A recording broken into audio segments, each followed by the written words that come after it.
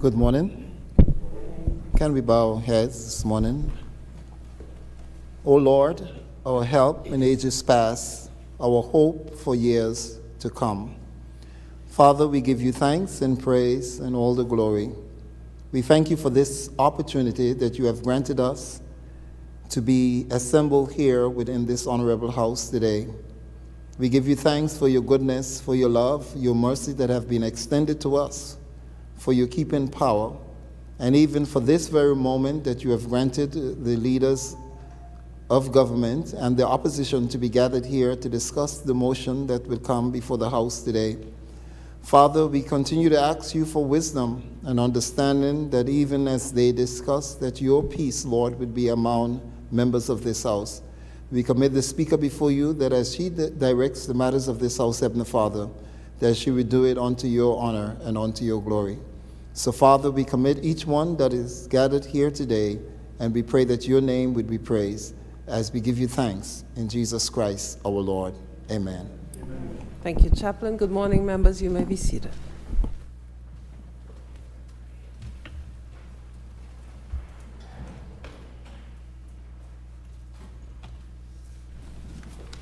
Confirmation of minutes. Minutes of proceedings of the 5th meeting of the 3rd session of the 12th Anguilla House of Assembly.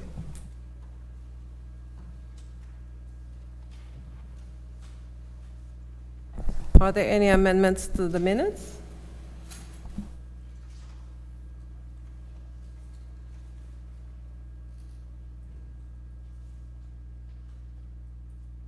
If there are no amendments, can someone move that the minutes be accepted as circulated, please? Madam Speaker, I rise to move. Thank you. Madam Speaker, I second. Thank you. It has been moved and seconded that the minutes of proceedings of the 5th meeting of the 3rd session of the 12th Anguilla House of Assembly be accepted as circulated. Those in favor say aye. Those against say no. The ayes have it. Minutes of proceedings of the 5th meeting of the 3rd session of 12th Anguilla House of Assembly accepted as circulated. Oath of allegiance to new members. The Honorable Attorney General acting.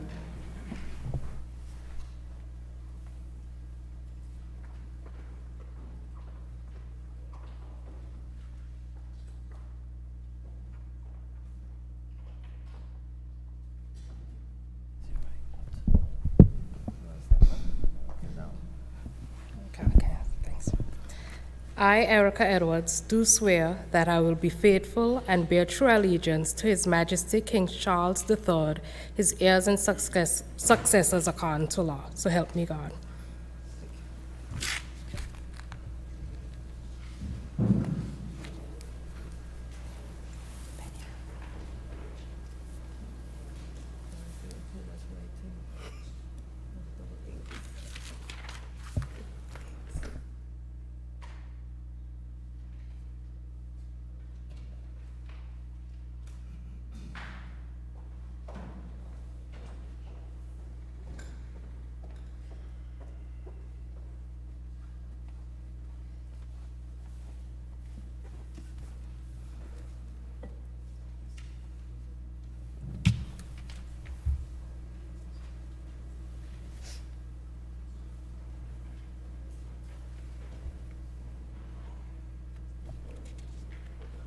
Announcements by the direction of the Speaker.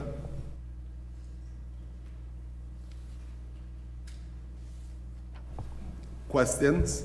None. Government statements and recent developments? None. Papers? None. Reports from committees? None. Petitions? None.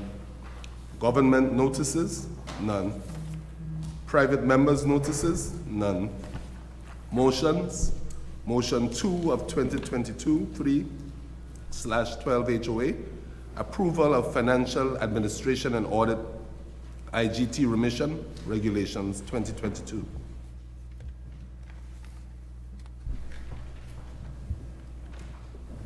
The Honourable Member for Island Harbour is recognized. Thank you, Madam Speaker. Good morning to you. Good morning to members of this honorable House, the clerk and staff, those in the gallery. Madam Speaker, just want to say, hope everyone had a Merry Christmas and happy holiday season, and remain safe. And I want to thank you, Madam Speaker, for convening this House at this time, given the lateness in the year, but the necessity of this motion speaks for itself. Thank you, Madam Speaker. Madam Speaker, motion 2/2022-3/12 HOA, approval of financial administration and audit IGT remission regulations 2022. Be it resolved that this House of Assembly, pursuant to Section 16 of the Financial Administration and Audit Act, Revised Statutes of Anguilla, Chapter F 27, approves the Financial Administration and Audit IGT remission regulations 2022 made by the Governor of Anguilla on the 23rd day, December 2022. Madam Speaker, permit me to state the objects and reasons for this motion at this time.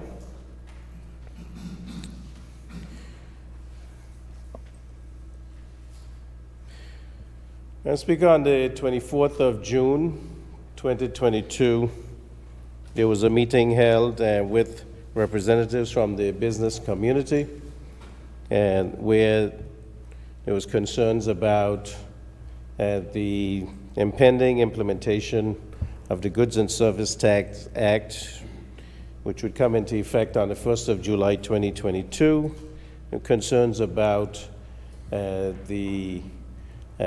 how this would impact the cost of goods that were in stock, or which we will refer to as stock on hand, prior to the 1st of July 2022. Now, several discussions had been held with the business community, whether they should be doing temporary bonded warehouse versus IGT credits. Those discussions had started earlier in 2022. In this meeting on the 24th of June of 2022, discussions were had with the business community during this meeting. And following the meeting, Executive Council met in an emergency session on the 26th of June 2022, which, Madam Speaker, I may bring to your attention as a Sunday, and not usually a day when the Executive Committee meets except for emergency sessions. And following that discussion, Madam Speaker, one of the concerns was how to account for the IGT that was paid on goods, the IGT being, in most cases, 9%.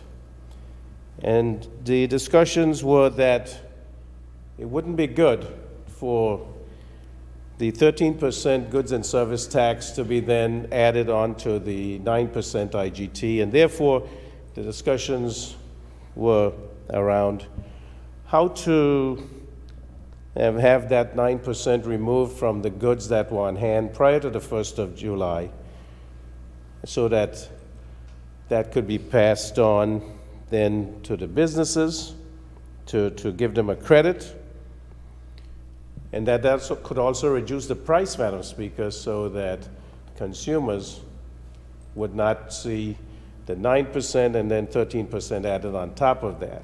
And so that was the intent. And Madam Speaker, this was made very clear to the business community by a letter penned by me and sent out to the business community on the 26th of June. Madam Speaker, could you permit me to read that letter, please? Letter was dated 26th of June 2022 to the Anguilla business community. regarding transitional arrangements for goods and service tax implementation, stock on hand / IGT credit. Dear valued business owner, my administration's priority remains to protect the people of Anguilla from excessive inflationary pressures, whilst also ensuring the continued viability of Anguillan businesses. My administration has listened to your concerns as set out in your letter of 17 June 2022 and has further articulated at our meeting last Friday. In listening to your concerns, we have given due consideration to all your proposals and representations, in particular how recommendation number 3 in your letter could be adopted. Executive Council met on Sunday, 26 June 2022, to consider the implementation of transitional provisions allowing for interim goods tax, IGT, paid to be treated as a credit to offset future tax obligations. As part of this process, GST-registered businesses desirous of seeking IGT credits will be required to submit to the Inland Revenue Department the following information / documents. 1. Listings of inventory as at 30 June 2022, evidencing the IGT paid, exclusives of zero-rated and exempt items. Stock must be valued on a first-in, first-out basis based on import values. And 2, details on annual turnover. All information would need to be submitted electronically as spreadsheets by 18 July 2022. The requested information will inform the framework of the proposed IGT credit. This framework will consider variations in the fullness of records that respective businesses may ordinarily maintain, with special consideration for those without complete records. This proposed transitory arrangement for credit must be considered alongside the existing package of cost of living support, as well as the financial integrity of the government. Understandably, this support to businesses will come at a cost and reduces government's fiscal space to be able to respond further to rising inflation and the broader global economic shocks this might create. Consequently, government is minded to consider these credits primarily based on assurances made by the business community that any credits or concessions will be passed on to consumers in the form of lower prices. In the spirit of collaboration, you are invited to sector consultations with my team at the Ministry of Finance, 3rd floor conference room on Monday, 27 June 2022, based on the attached schedule. Persons are required to confirm attendance to their relevant session via email to judica.kana@gov.ai. And these sessions, Madam Speaker, were set up for Monday, the 27th of June, 11 a.m., supermarkets, wholesalers, and distributors. At 5 p.m., hardware, automotive supplies, manufacturers, and other retailers. Madam Speaker, these meetings were held. The meeting at 11 was attended by representatives from 2 supermarkets. The meeting at 5 p.m. was only attended by persons from the Ministry of Finance. There was none of the businesses mentioned, hardwares, automotive supplies, manufacturers, and other retailers showed.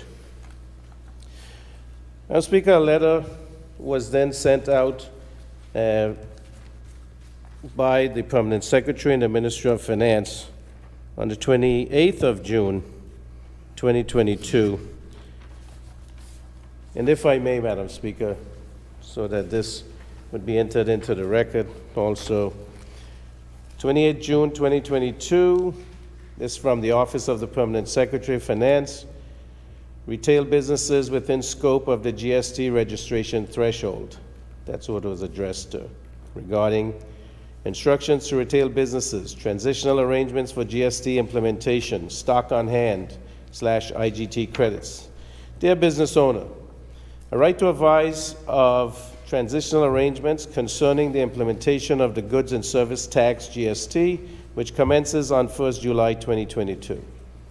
Specifically, in order to prevent excessive increases in prices due to the application of GST on stock on hand for which interim goods tax IGT has been paid, The government of Anguilla has proposed interim arrangements allowing for interim goods tax, IGT, paid to be treated as a credit to offset future tax obligations, parentheses, input tax credit, close parentheses. The following protocols apply to this proposed arrangement. 1. Retail businesses must count on-hand inventory, stock take, as at 30 June 2022. From this stock take, you're required to compile a listing of existing inventory exclusive of zero-rated and exempted items. Number 2, the stock take or count should be done in respect of individual items rather than cases or packages. Number 3, stock must be valued based on import values. Whilst it is recommended for stock to be valued on average costing method or first in, first out basis, other valuation methods would be considered. 4, the submitted listing should also indicate the IGT paid. 5, attached to this correspondence is a sample template that can be utilized for this stock take if so desired. 6, all inventories must be submitted in Excel spreadsheet format. The requested information would inform the framework of the proposed IGT credit, which will make allowances for businesses with complete records.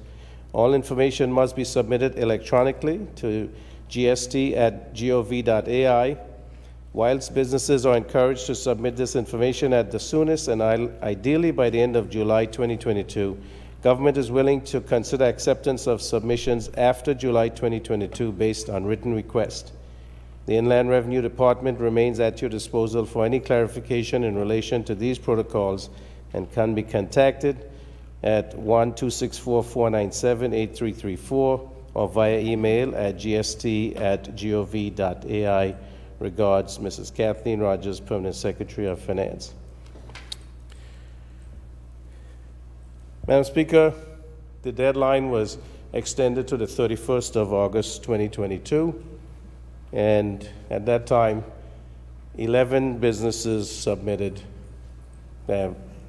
information for consideration of IGT credit.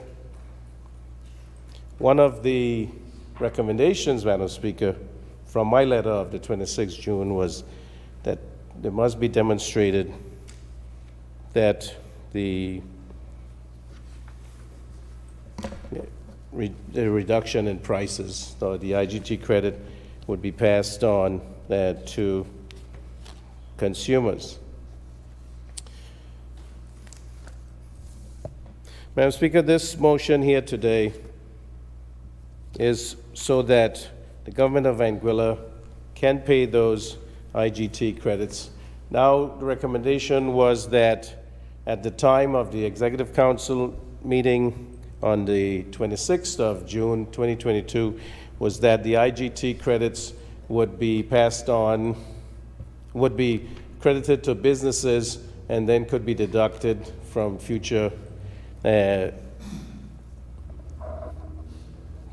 payments that government would need to pay to these businesses. It would be a write-off, essentially. It was decided in recent Executive Council that it should just be anyone that qualified should just be paid out before the end of 2022. That way there would be no pass on into a future year for these IGT credits. Makes the accounting much easier, Madam Speaker. And so with that came regulations, Section 16 of the Financial Administration and Audit Act, and those regulations are before the House today, Madam Speaker. And I'd just like to read, Madam Speaker, it says, whereas the goods and service tax was implemented on the 1st of July 2022 with the objective of replacing the interim goods tax, and some GST registered businesses may have been unable to deplete all stock on hand prior to this date for which IGT would have been paid. And whereas the stock on hand incorporated IGT in its price, the imposition of the GST on said stock on hand would significantly increase prices faced by consumers. And whereas the Minister responsible for Finance has taken the decision that that hardship would result to consumers on account of excessive inflationary pressures, And whereas transitional arrangements were made by the Minister of Finance to protect the commercial viability of Anguillan businesses and to protect Anguillan consumers from said inflationary pressures. And whereas the Executive Council agreed hardship would result and is satisfied that it is in the public interest to remit IGT paid by a qualified business on stock on hand, the Governing Council makes these regulations.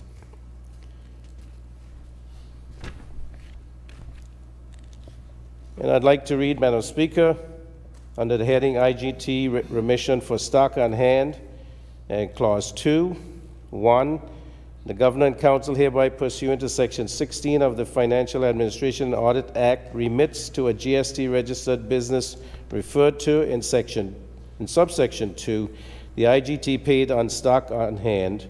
Number 2, a GST registered business who has claimed for a remission under Section 1 must have complied with the conditions set out in Section 3. 3, a remission referred to in subsection 1 shall be made in accordance with Section 4.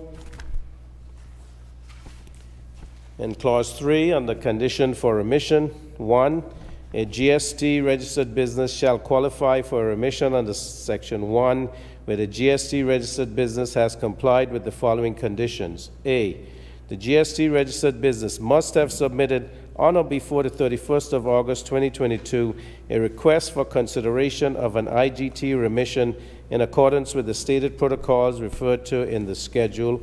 B, the GST registered business must have provided on or before the 27th of December 2022 to the satisfaction of the Comptroller of Inland Revenue written confirmation with supporting documents evidencing the repricing of relevant stock on hand to remove the IGT. C, the stock referred to in paragraph B must have been repriced on or before the 31st of July 2022. 2, where the Comptroller of Inland Revenue determines that a GST registered business has satisfied the conditions referred to in subsection 1, the Comptroller shall inform the Accountant General that the GST registered business qualifies for a remission under Section 1. And in Clause 4, the terms of payment for remitted IGT, a GST registered business who qualifies for remission under these regulations shall be paid in accordance with this section.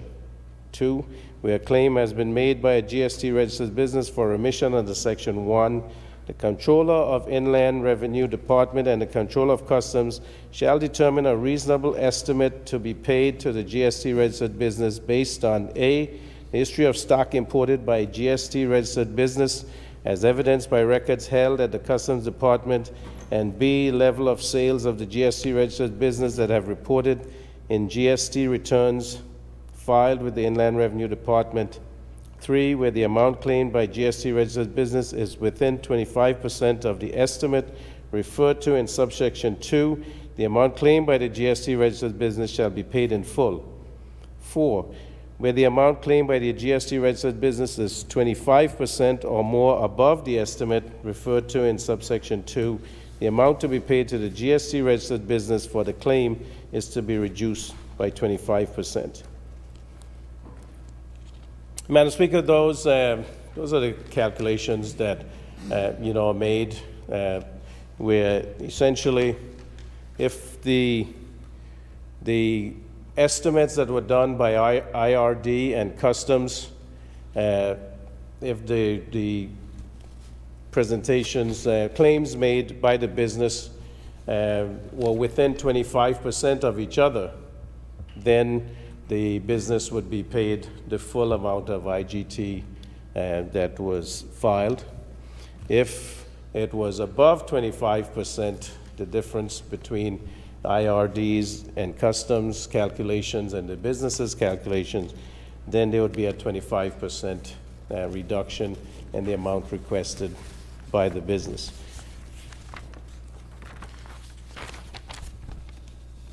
And in the schedule, Madam Speaker, it just lists the protocol for submission of the claim for IGT remission, which was 1, retail businesses must count on hand inventory or stock take as at the 30th of June 2022, compile a listing of existing inventory exclusive of zero-rated and exempted items.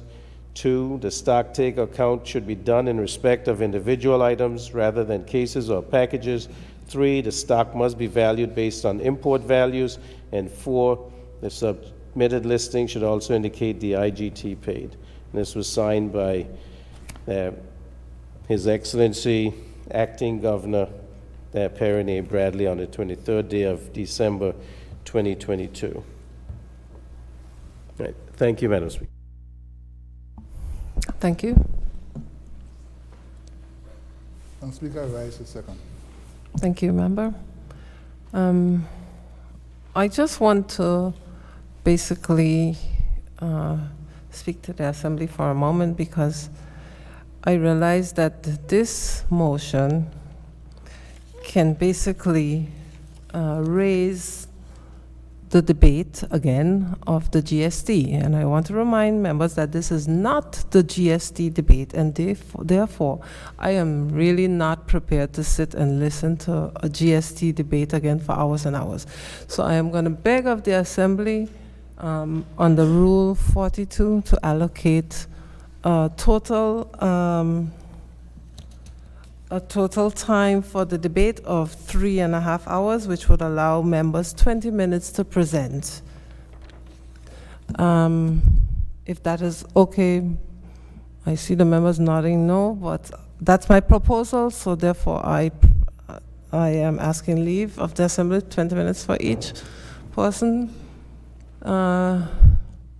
All in favor, just slip your hand up. I'm gonna, so that I am sure that we have that.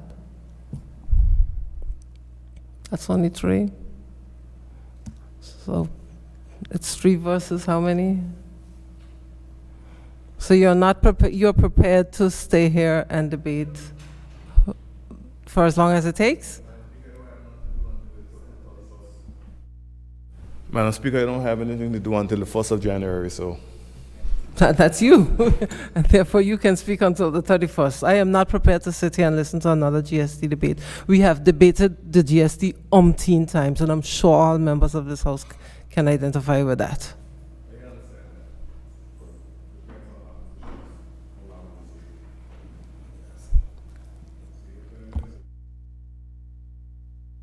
Yeah. I request then what is being proposed from the floor.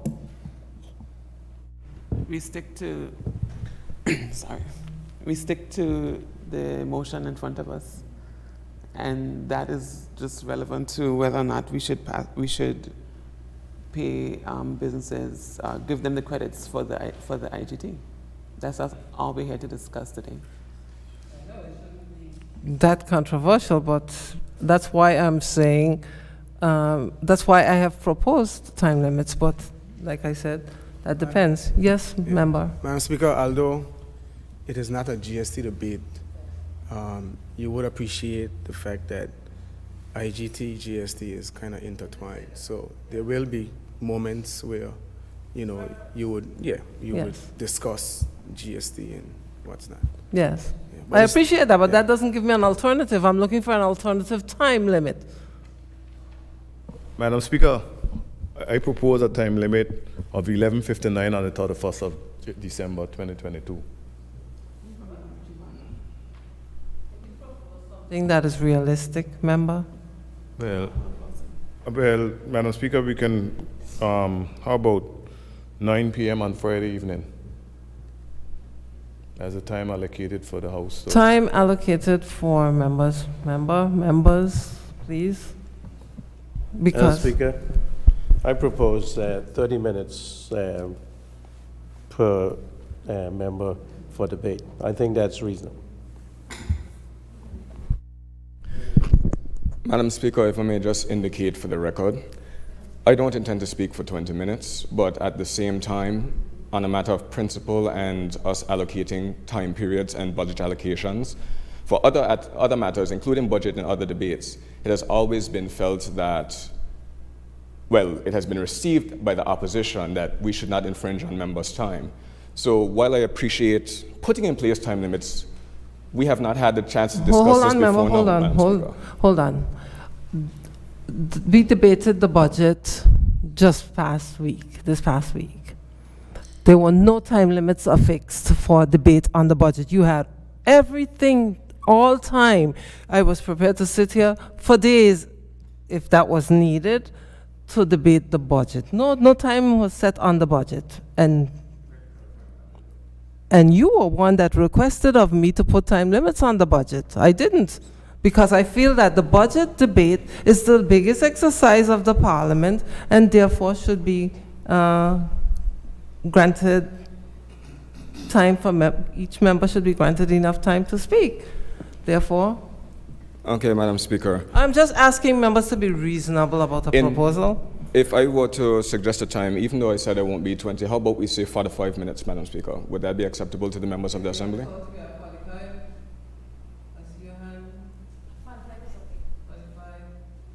Madam Speaker, I agree to 20 minutes, but I do want to remind members that this motion has to be passed through the House today, otherwise it won't be able to be paid. And if the general consensus that we want to pass on the ITT credits, then that should be taken into consideration when considering the time limit. Appreciative. Remind your member next to you. Yes, member for Island Harbor? Yes. Okay. Yes. Madam Speaker, I am inclined to agree with the 45, provided that members' time can be yielded to other members. Take, for example, if the Honorable Minister of... I think the majority has agreed, Well, though. we haven't voted on it, so I can't assume We have that. not, but they've indicated. Leader of the Opposition, 45 is fine with you, and yes. Okay, so 45 is agreed over here.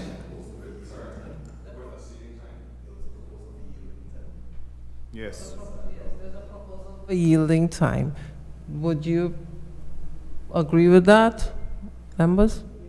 So if the member for Western wants to yield his time to the Leader of the Opposition, he can do so.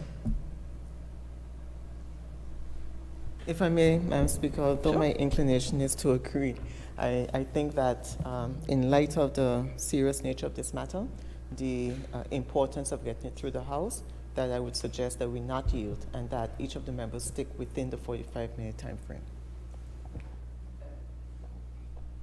I'll have to propose a vote.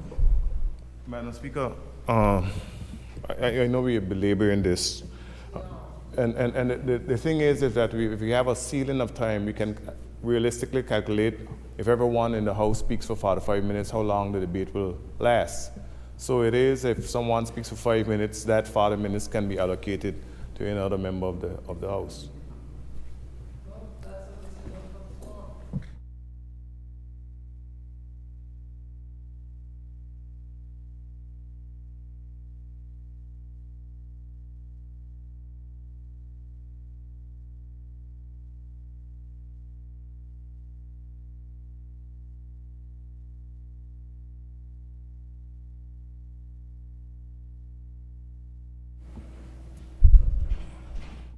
Okay, so there are two proposals on the floor, and I need to put the question to have a vote to.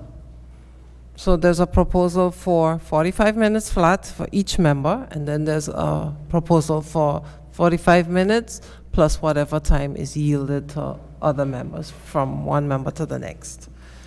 Okay, so I put the question first for 45 minutes flat allotted to each member. Those in favor, say aye. Or maybe you raise your hand so we can have an indication. Okay, so you have 45 minutes flat to each member. And then I have 45 minutes plus. Okay, well, let me rule on that. I have 5 votes, and no one over here voted for. Are you keeping check with me, clerk, Mr. Clerk? So, yes. So all 5, none on the government side has raised their hand for 45 minutes allotted flat. Okay? So it's 5. And now I put the next question, 45 plus time yielded, no plus. It's 45 minutes allotted to each member, but if you don't use your 45 minutes, it can be allotted to another member. Those in favor? So we have a tie, essentially. I rule. Well, I'm going to have to allot the time. So you have an opportunity, member. If you don't use your time, you can allot it to another member. Okay? So 45 minutes per member plus whatever time is allotted.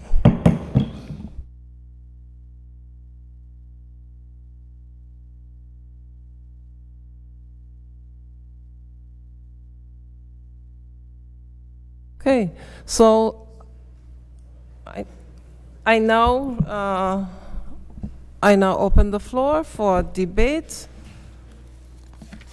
on this motion, the approval of financial administration and audit, IGT remission regulations 2022.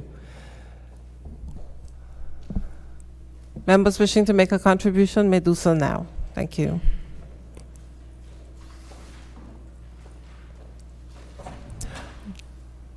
The Single Island White Electoral District member, Mr. Kyle Hodge, is recognized. Madam Speaker, I'm grateful for this opportunity to speak on this motion today. The approval of Financial Administration and Audit, IGT Remission Regulations 2022. Madam Speaker, first of all, we are in the heat of the festive period, and the minds of most Anguillians and people residing here is pretty much occupied. Retailers and merchants alike, Madam Speaker, they are busy trying to cope with global affairs, the local politics of things, all while trying to recoup as much sales, local sales, as possible in the heat of the season. Nevertheless, Madam Speaker, we were sent notification of this meeting, and the members of the House are here, opposition here, government. We are here to transact the business of the House, which is the business of the people. But a question must still be put, Madam Speaker. At this last minute, to approve this motion, are there unintended or intended casualties? Are we intentionally excluding more businesses from qualifying for the IGT credit by rushing it through before year's end, Madam Speaker? Generally, Madam Speaker, this appears to be a good motion, as the basis for it is to give back credit for the IGT paid prior to the implementation of GST.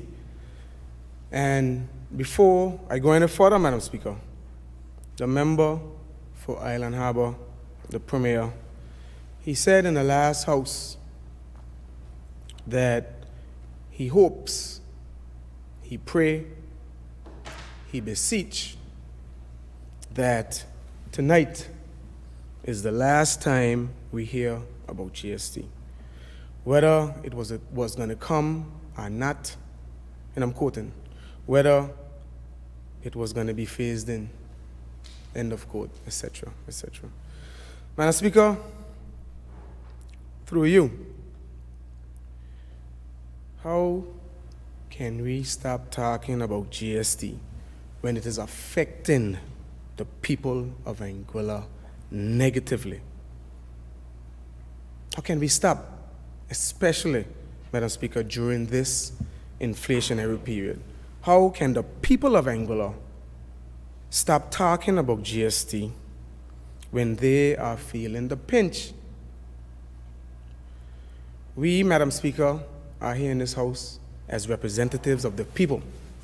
And if GST is a bother, and if GST is hurting the people, we must talk about it. There are no ifs, buts, or maybes, Madam Speaker. We are here to represent the people. This is the people's house. Madam Speaker, to get right into it, on June 30th, 2021, at a GST public hearing, Peter Harris, the GST consultant, said in this very house, in the gallery, that, and I quote, "Any goods on hand that a IGT paid should be IGT relieved if they are on hand the 1st of July 2022. Otherwise, the taxpayer will be paying the IGT, then will be expected to pay the GST on top of the IGT, and that would be totally unfair. End of quote. Madam Speaker, he went on to say that in his experience elsewhere, they introduced transitional rules whereby the IGT paid on goods still in stock when the GST kicks in. When the GST kicks in, would be deemed GST recoverable. That's what he said. And Madam Speaker, one thing about that consultant, one thing about Peter Harris, and I think both sides of the House will agree on this. He was honest and he was straightforward. He even went as far as saying at one point that GST will be painful. And when he didn't know, Madam Speaker, he admitted at times that he didn't know. And if a situation seems unfair, he spoke truth to power. So while I don't thank him for his role in implementing GST, I thank him for his honesty. That must be appreciated, Madam Speaker. But Madam Speaker, Peter said any goods on hand. He didn't say where the amount claimed by a retailer is within 25% of the estimate made by the Comptroller of IRD or Customs. Madam Speaker, all of a sudden, there are new methodologies for issuing credits. They are now coming to the forefront. And it would be good to know, Madam Speaker, when and where did this methodology come from? I've spoken to retailers, Madam Speaker, this week across Anguilla, and no one seems to know about this. It doesn't seem like there were any consultation of recent time with the retail sector about the percentage of IGT that is actually really reclaimable. All along, businesses, Madam Speaker, were led to believe that once their numbers are correct and verified, that they will be issued credit for what was submitted once it was verified and correct.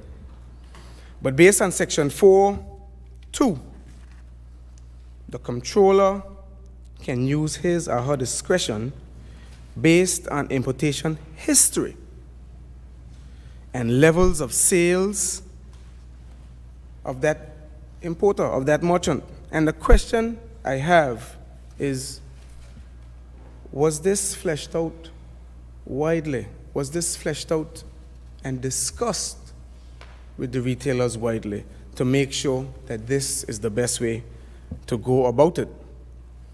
Madam Speaker, I've spoken to retailers, and according to some of the retailers, there are examples where they gave back the full 9% IGT through, of course, a reduction in the items on their shelves.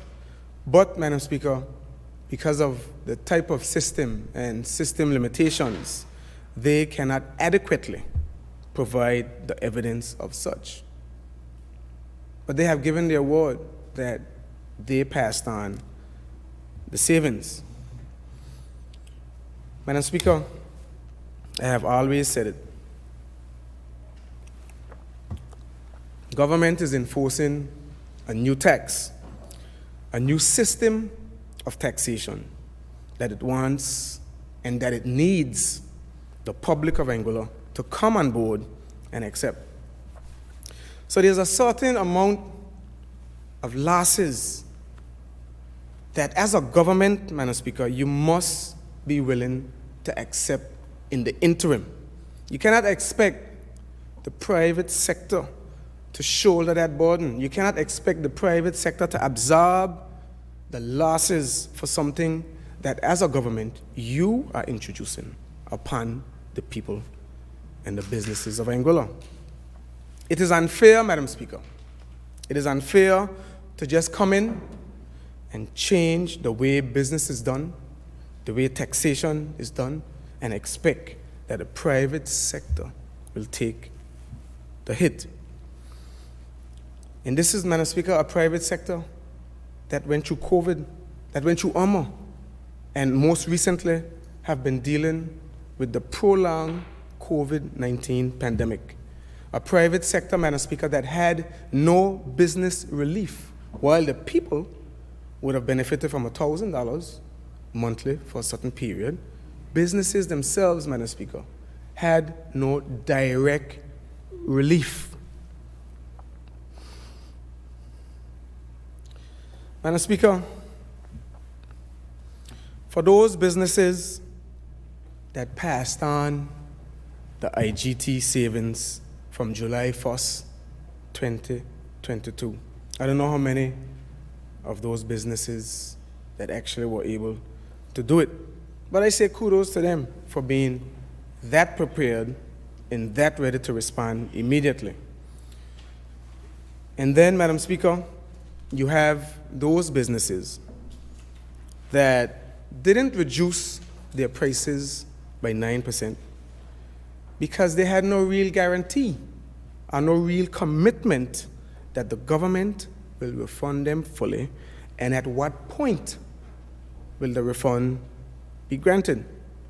Madam Speaker, I understand the issue that those businesses had with trusting that process, because it is now 5 months after, 5 months post the implementation of GST, that this motion is now coming to the House seeking to address the IGT issue.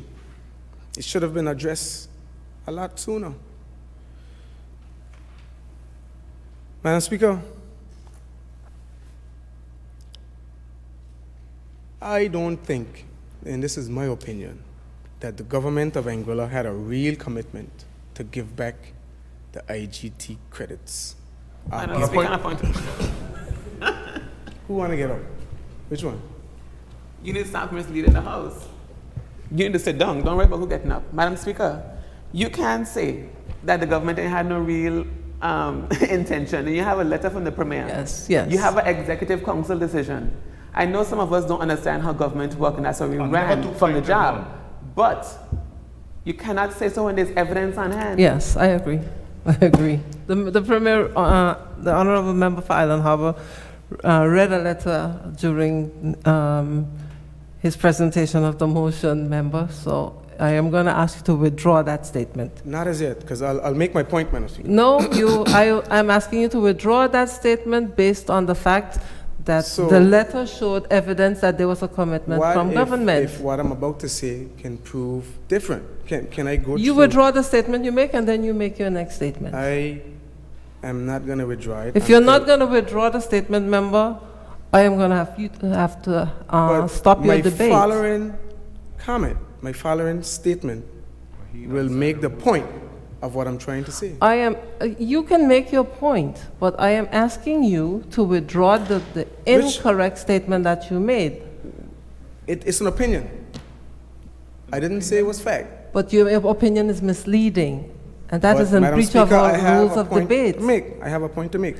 I have a point to make too, member, and my point is that you're in breach of the rule, and I'm asking you to withdraw your statement because it's misleading. Okay, I withdraw. Thank you.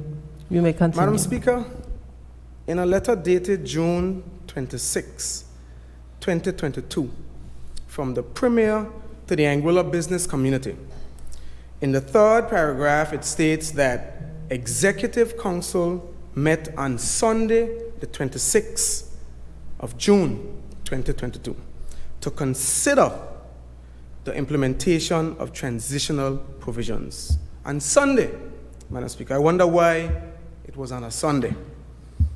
But we, Madam Speaker, we will get to that. It goes on to say, and I quote, allowing for the IGT paid to be treated as a credit to offset future tax obligations. Madam Speaker,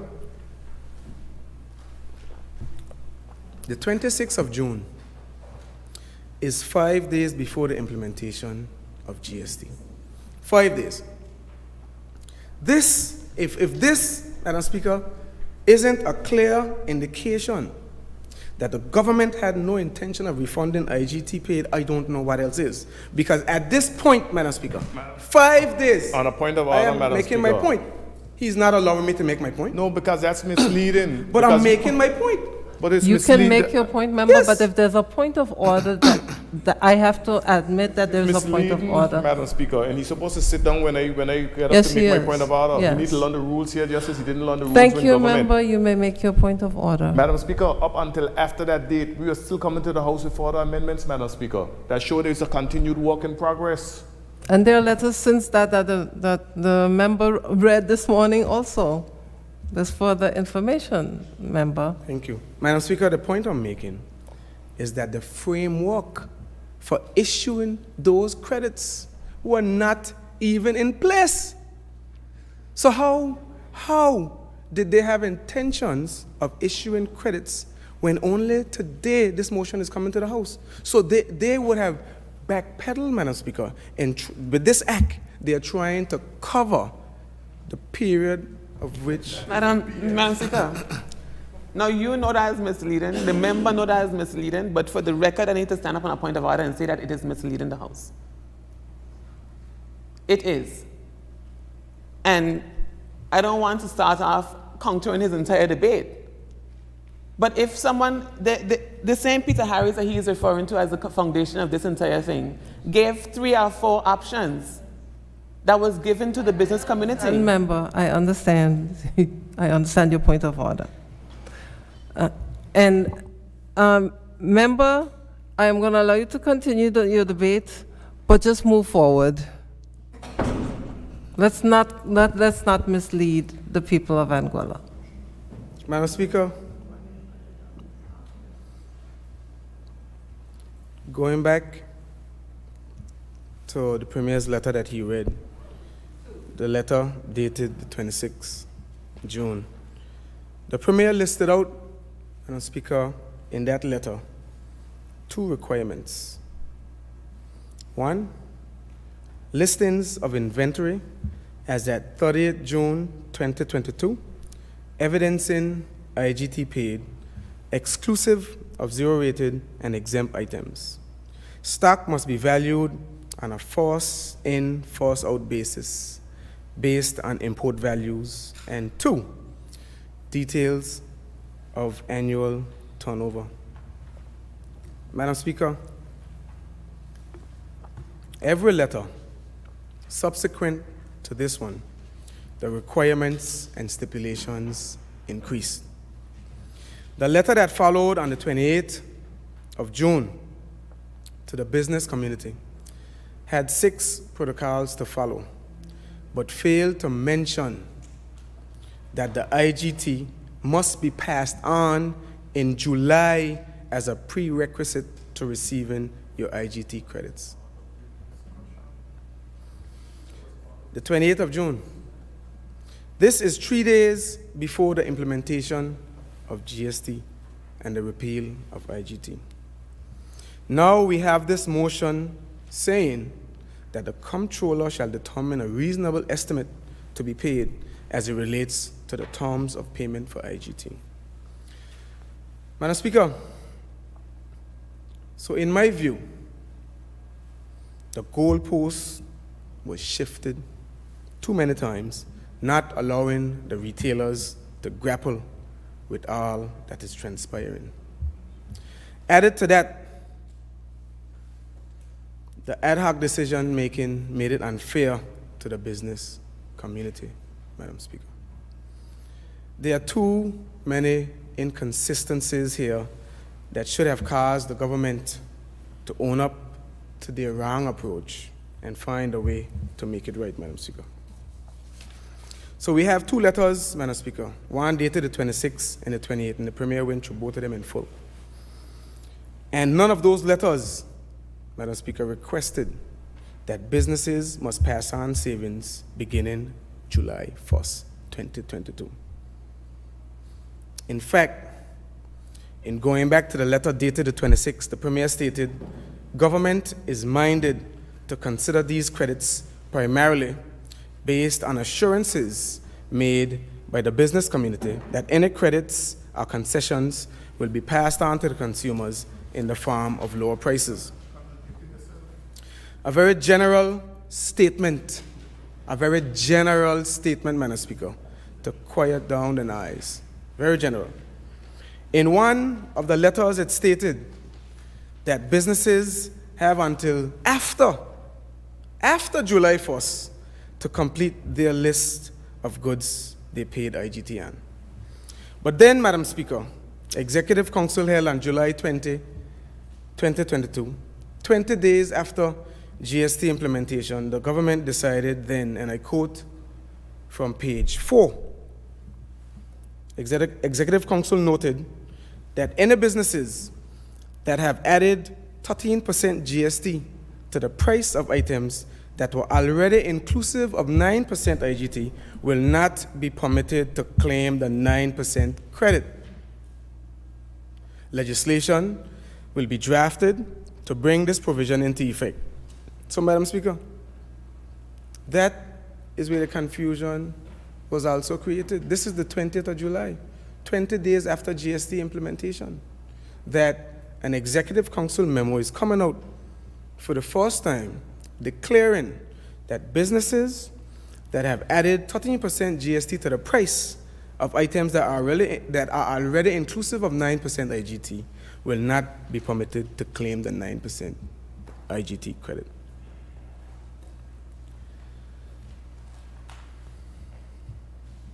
So, Madam Speaker, on one hand, they are saying savings must be passed on now. On the other hand, they are saying you have until after July to finish up your pre-existing stock. Something just, Madam Speaker, ain't adding up to me. Madam Speaker, the issue here isn't the willingness of businesses to pass on the credit in the forms of savings, The issue is the timeline of events, the heavy-handed approach, the ad hoc decision-making, and the lack of proper communication to ensure that stakeholders are all on the same page. Madam Speaker, now we're looking at this motion, the hoops that one must jump through to prove that they have passed on IGT credits, only to receive what is rightfully theirs, is just unbelievable. This, Madam Speaker, is their money. This is their money that they paid up front in IGT. This isn't the government money. This money was paid by businesses, so their claims, Madam Speaker, should not be met, in my opinion, with these harsh conditions. And this, Madam Speaker, bear in mind that all of this is happening, Madam Speaker, at a time where businesses are in recovery mode, like I said earlier, from a prolonged pandemic. Madam Speaker, where's the consideration for that? How many businesses, Madam Speaker, can truly say that they have liquid assets to cover 96 days with all their liquidity paid up front in customs duty and GST, only to wait, Madam Speaker, for items to slowly move off the shelf? Madam Speaker, how many people we see on a daily basis can say they have 3 months of liquidity, cash on hand, that they can stop working on January 1st and be fine until the end of March? Government can, but how many businesses and how many people can say the same? And Madam Speaker, I understand government's commitments and arrangements and agreements to maintain fiscal prudence, but what I won't accept, Madam Speaker, is that there was only one way to get there, one way for government to close its gap, and that was GST. I am not convinced to this day and will never be convinced, Madam Speaker. And it is my opinion that as long as it continues to inflict hardship, Madam Speaker, that it needs to be revisited and a case be made to explore alternatives. And Madam Speaker, the argument that they didn't have a choice because the AUF started IGT in 2009 is nonsense. Even, Madam Speaker, even the United Kingdom is changing their tax policy and financial budget process by the minute. If you look at the news, they change PMs, they change exchequers. So even the United Kingdom is going through a hard time as it relates to what their tax policy and financial budget should look like.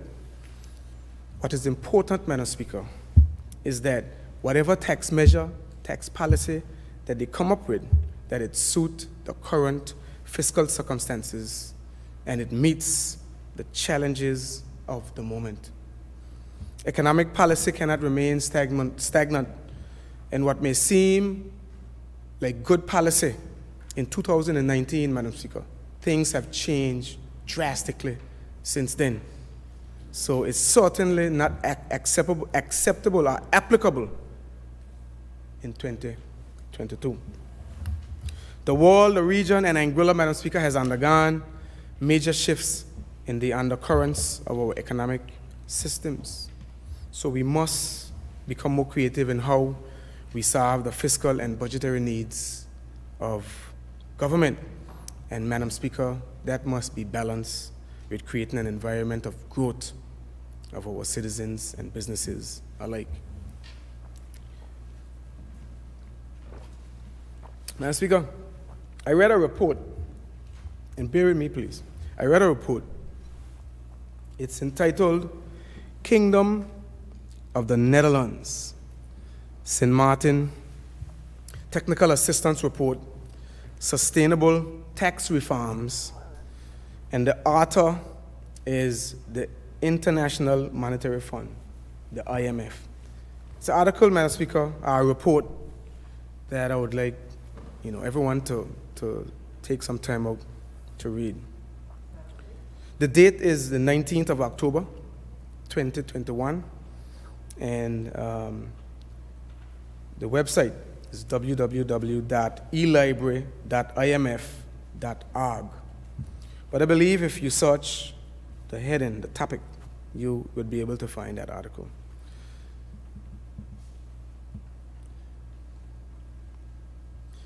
I'll quote from that article, Madam Speaker. In general, the best tax instruments to create a growth-friendly tax system while also securing revenue-raising capacity are recurrent property taxes and broad-based general consumption taxes, such as a value-added tax. Recurrent property taxes and broad-based consumption taxes are the least distortionary tax instruments, as they do not directly affect the economic production process.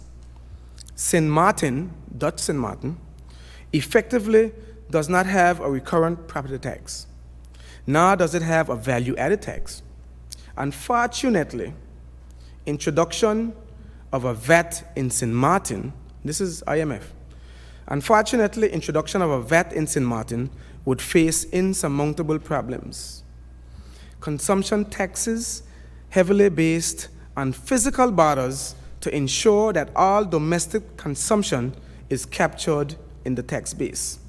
St. Martin does not have such a controlled physical border because of the open land border with Saint Martin, French side, I don't know how to say it. St. Martin, Dutch side, does not impose any import or export taxes and is a de facto free trade zone. Without such borders, any consumption tax would more likely be extremely difficult to enforce and prone to avoidance. At this stage, the IMF mission, does not recommend introducing a VAT. The introduction of an import tax on goods combined with a domestic service tax poses additional problems. What this report shows, Madam Speaker, is that taxes are not a one-size-fits-all, especially in small countries, small island developing states. There are certain uniqueness in which we must take into account and not ignore. When it comes to taxation, Madam Speaker, there are a lot of other things to take into account for the particular jurisdiction in which the tax is being levied. Some taxation types, Madam Speaker, just cannot work depending on the setup of your economy and specifically your borders. The study went on to say, and I'm coming to an end with the study, it went on to say, Madam Speaker, that despite the fact that the current business turnover tax is highly distortionary, it should be maintained in the medium term unless St. Martin and St. Martin can agree on a harmonized general consumption tax. End of quote. Madam Speaker, this is an important point to consider because if we are truly focused on fixing this economy and making it stronger for our people, we have to look at the issues that are highlighted in this report because this report was done, this study was done on our neighbors next door, 10 minutes away. Madam Speaker, Anguilla and St. Martin is separated by a couple miles of water. The time that it takes to drive from the Dutch side to the French side, we can get from Anguilla to St. Martin and back, perhaps quicker. So this article highlights the fact that our tax structure for all these decades, Madam Speaker, is not competitive enough for our merchants and our retailers to be able to compete with what is happening next door. Anyway, I thought that that article, Madam Speaker, was a very insightful one and one that all members should read because this isn't about AUF or APM or me against them. This is about looking at holistic reform. And not because we have done something for decades mean that we have done it right. It is time, Madam Speaker, to review, to revisit, and to bring a proper tax and economic policy to Anguilla. Madam Speaker, as I close, the government might argue that their hands were tied and that they considered every option. Madam Speaker, I think that that was the easy way out, to just accept what you met on the books. No, that was actually harder to do. Member, please do not interrupt the member. And Madam member, Speaker? please direct your questions to your debate to the chair. Madam Speaker, thank you. Great leaders, Madam Speaker, like Mandela, Dr. King, they didn't accept the options that were in front of them. They paved their own way. They defied the status quo and created a future that we all could truly imagine. GST was not and is not the only way, Madam Speaker. And as it relates to the IGT refund, Madam Speaker, the government should sit down again with the businesses that were not able to apply the discounts from July 1st and find a way that they can now issue discounts and savings to the consumers of Anguilla because they deserve every possible ease. It can be done. It can be done. Just find a way to work it out, even now, Madam Speaker. Thank you. Thank you, member. Any other contributions? Sorry. Yeah, it's okay. The honorable member for Valley North is recognized. Thank you very much, Madam Speaker. Madam Speaker, for the benefit of the listening public and the Anguillan public generally, Madam Speaker, I want to go over the timelines. I won't take very long, Madam Speaker, but I want the listening public to make a determination on their view on the intentions of government as it relates to giving back these credits generally. The businesses were promised an IGT credit in June of 2022. Submissions had to be made, Madam Speaker, by July 18th, 2022, based on the letter that was communicated to the business community. Of course, in my humble opinion, July 18th was totally unrealistic, Madam Speaker. It was, however, extended to August 31st. Again, I still felt it wasn't realistic, given what was required, but so be it.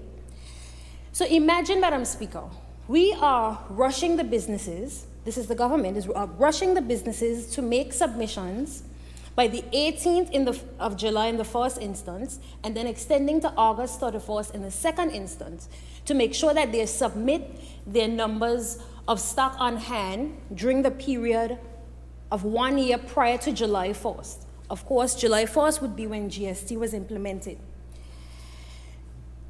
But on the other hand, we are not racing to create a framework that will ensure that once savings are passed on to the people, the funds could be properly recouped. So, Madam Speaker, again, back to the timeline. Submissions had to be made by August 31st. September, nothing. October, nothing. November, nothing. December 23rd, Madam Speaker. The final business day before the Christmas rush, Madam Speaker, when I would imagine that businesses are busy in the middle of getting themselves prepared for the Christmas season, selling as much as they can, promoting as much as they can.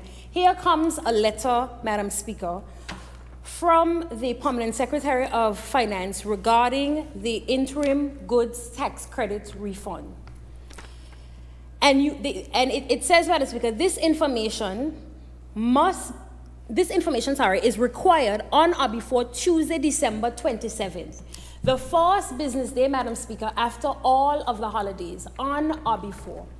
Madam Speaker, I don't know what the government was doing during this period of time, but I would imagine that the business community would have been actively trying to sell their goods, promote their products, spend time with their family members during the Christmas period.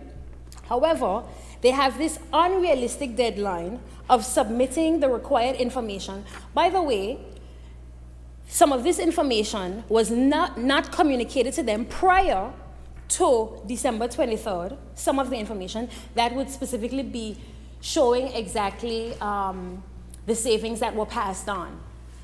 Again, this information, Madam Speaker, would now need to be provided by that deadline period. And we're coming to the House with this regulation on the 29th. The businesses should have already submitted this by the 27th, because that's the deadline that's expressed both in the regulations as well as in this letter, Madam Speaker. Firstly, a number of those 11 businesses that would have submitted by August 31st, and by the way, this only applies to those businesses. No other businesses can benefit from this other than those businesses that would have submitted at that period of time. Those 11 businesses that the Honorable Premier would have referenced. And of those 11, I'm sure there are many of those 11 that will not qualify for this because they will not be able to, one, either prove that the savings were passed on because some of their systems don't allow for it. I have a particular group that lives within the Valley North area that is unsure that they will be able to prove it even though they have actually passed on the savings, Madam Speaker. Madam Speaker, this is quite unfortunate because at the end of the day, they would have done the honorable thing and passed on the savings, and now they have some new stipulations as to how they have to prove that these savings were passed on. On the other hand, Madam Speaker, in my opinion, the government talks about having a temporary inflationary period leading up to the GST, the implementation of GST on July 1st. They constantly talked about the temporary inflationary period and all of these things, Madam Speaker. So don't you think then, Madam Speaker, it would have been in the best interest of the people for the government of Anguilla to rush, just like it seems like it's rushed now, to rush this sort of regulation so that the people of Anguilla could have benefited from the passing on of those savings, Madam Speaker, months ago?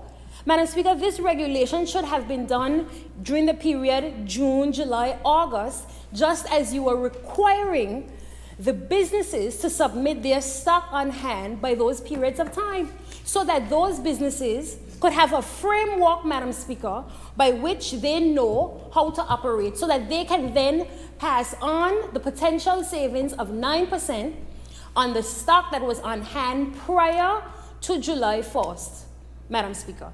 In that way, the people could have actually felt some sort of relief from the temporary inflationary period, Madam Speaker. The reality is, Madam Speaker, is that this was a missed opportunity for both the people and for the businesses generally, Madam Speaker, because at the end of the day, government was relying on the businesses to pass on savings without a framework that would protect the said businesses. So all you had was a commitment, Madam Speaker, of a letter saying that you would give back these credits, no idea of the timeline, no idea of all of the stipulations that would be involved, because as you can see from what was referenced in the documentation, Madam Speaker, some of these are new stipulations that were not there before, Madam Speaker. So imagine me a business. I now have to pay 13% upfront at the port. Imagine me now already having liquidity issues, Madam Speaker, but deciding that I will pass on a 9% reduction to the people with the hope that at some point in time, the government of Anguilla will then remit me those IGT credits.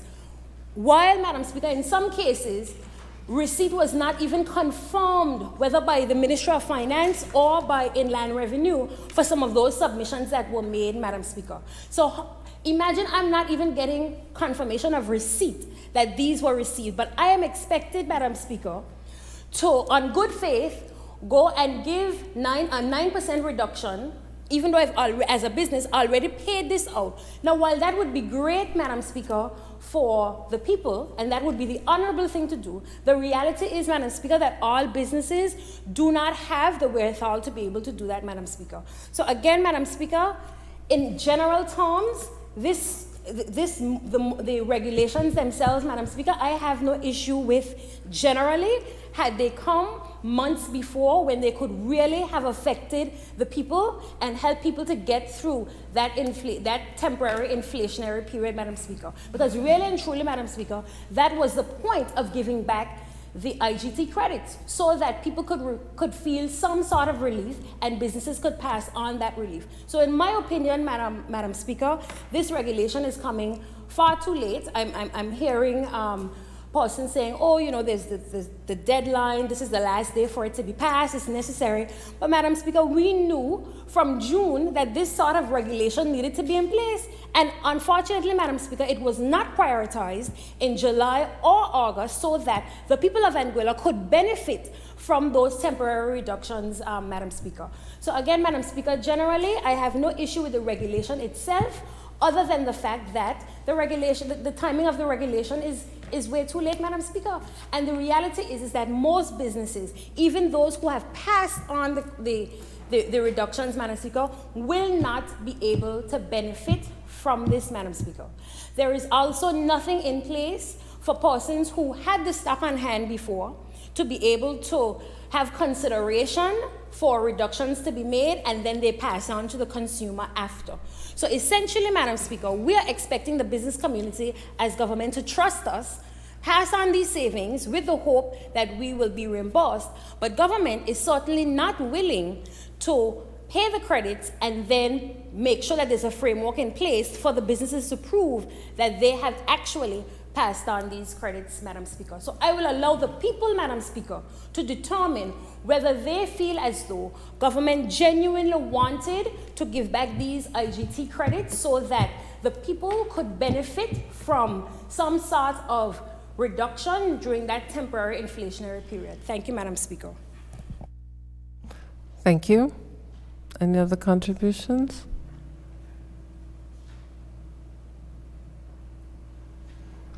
The Single Island Wide Electoral District member, Mr. Joseph Antapol, is recognized.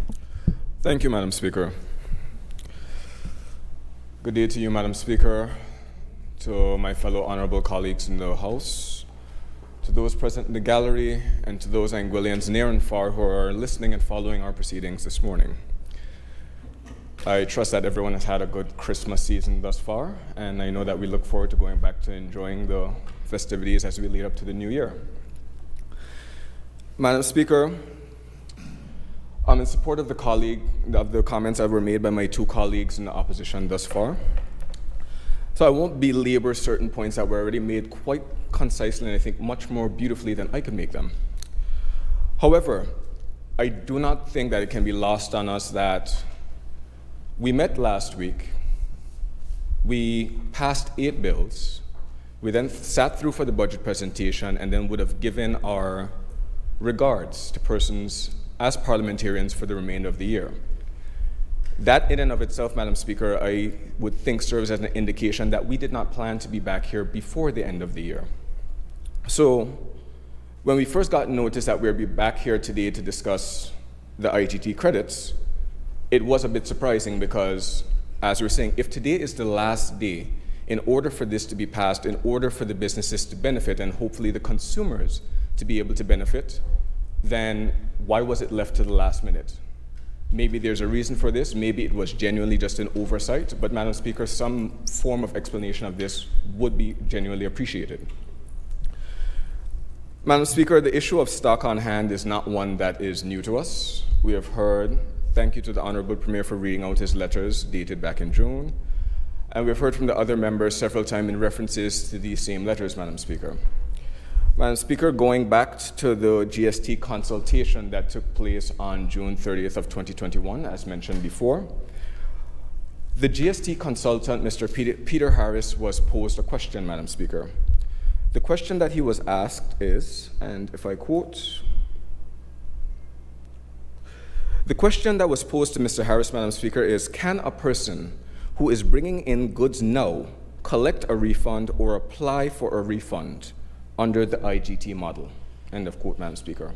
Can someone who is bringing in goods at the time, being in June of 2021, claim for credit under the IGT model? Madam Speaker, Mr. Harris's response to this was, if it is goods that it is IGT paid and they're sold before GST kicks in July of 2022, then there's no relief of IGT. So any goods brought in before July of 2022, no goods brought in. Going on to continue the quote, Madam Speaker. The way they are looking at it is that any goods on hand that are IGT paid should be IGT relieved if they are on hand as at July 1st, 2022, Madam Speaker. End of quote. And Madam Speaker, that says any goods that are on hand. Madam Speaker, I raise this as a concern because when we look at Section 3 of this Act, or the regulations that are before us, it speaks to the conditions for remission. And then Section 4 speaks to the terms of payments for remitted IGT. To not belabor the points, Madam Speaker, it is clear that 11 businesses would have been able to have complied with these terms and would have submitted according to the August 31st deadline, and those are the businesses who we're here today to pass on the goods credits to. And Madam Speaker, while it is a good thing and while we are here to support that, we do have to look at what might be some of the other consequential factors of passing through this bill in such a rushed manner. And when I say that, Madam Speaker, what comes to mind immediately is that of the temporary inflationary period. This temporary inflationary period would have resulted as a result of goods that were brought in before, well, from October 2019 up until GST would have been implemented in July of 2021, that would have attracted the 9% IGT. The consultant went on to talk about the different transitionary rules that would have been experienced, that he would have seen in territories that would have implemented similar tax measures. But what was clear, Madam Speaker, is the IGT that was already paid by the businesses would have to be due to the businesses and given back to them in the form of some such credit. We knew this from June of 2021. We see that GST is being implemented July 1st, 2022, and then pretty much the goalpost defined by government as to what needs to be provided by the businesses was provided just a mere 5 days before. We had a year to discuss this, Madam Speaker. Madam Speaker, going on beyond this, what does it mean only these 11 businesses getting this? Only these businesses will be able to reclaim that money that was put out. This means that every other business that would have paid IGT on any good that was imported during this period has no means of reclaiming this money that was already spent going forward. This has a lot of different consequences, Madam Speaker. On a point of order, that is factually incorrect. These are the 11 businesses that applied for it. Other businesses can apply as well. Madam Speaker, the minister would have corrected me to say that businesses beyond these 11 will have some means of being able to reclaim this credit going forward. Is that actually the case? I'd like to clarify that, please. Point of clarification. No. All businesses were allowed, the businesses that come under the scope were allowed to apply by the 31st of August of 2022. Those only 11 businesses sent in information, those were considered.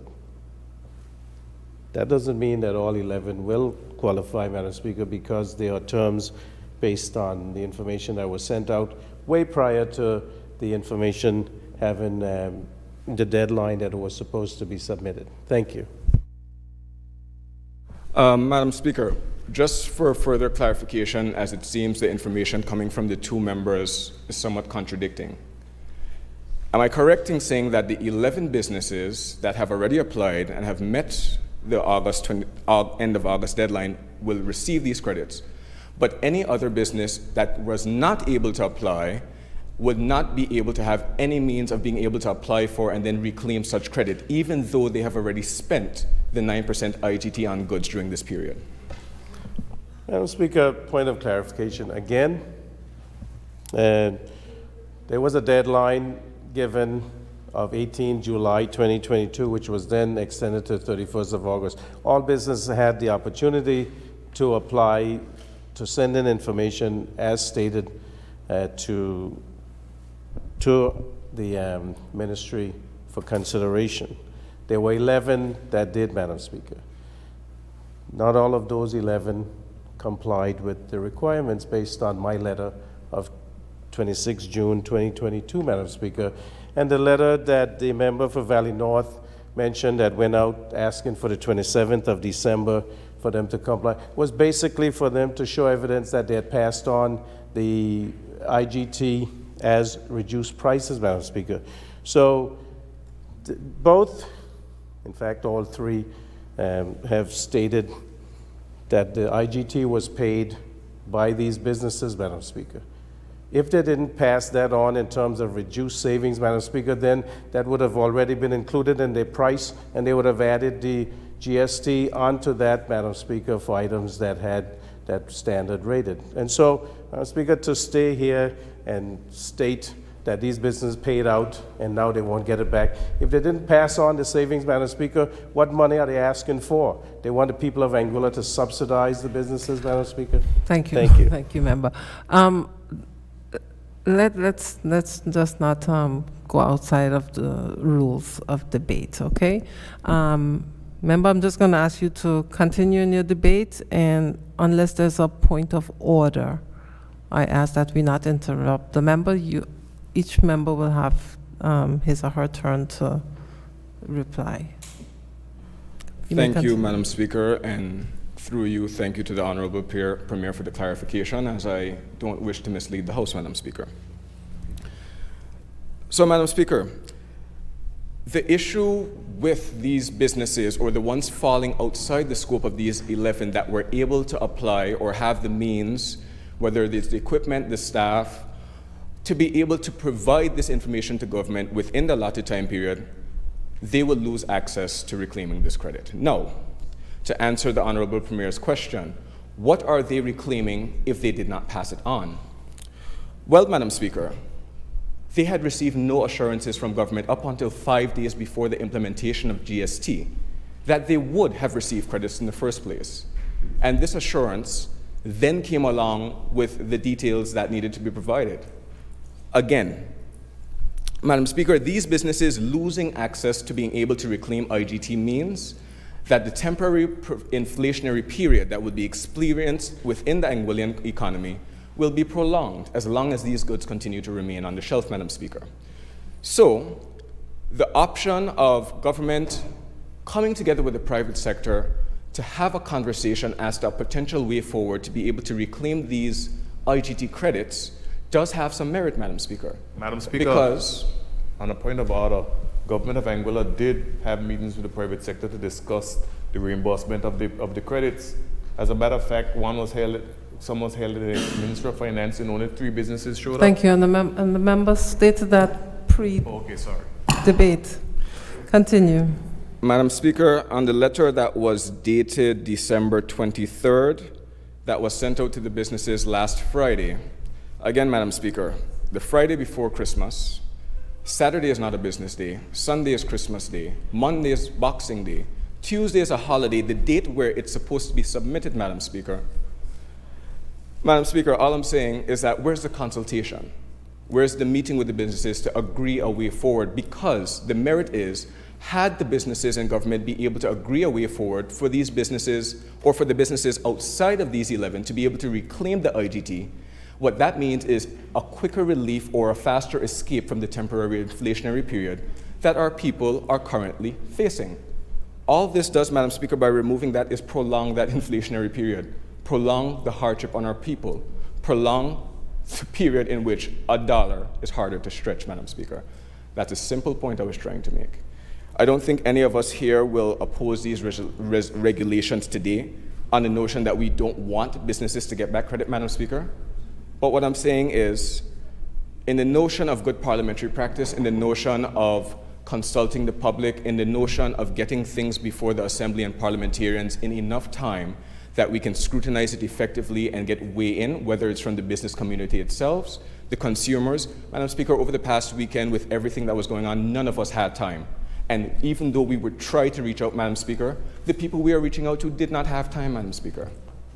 All I'm saying is that let's plan this and let's do this a bit better. I'm hoping that 2023 will see more consultation and us going back to the fact that anything coming before this Honorable House needs to go to consultation, and us being a bit more involved in terms of the public and communicating what's coming before this House, Madam Speaker, including regulations, including the hoops that businesses or anyone else has to jump through in order to meet government halfway. Thank you, Madam Speaker, and I yield the rest of my time to the Leader of the Opposition.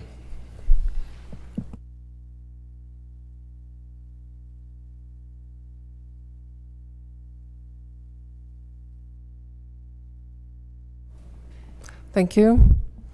Any other contributions?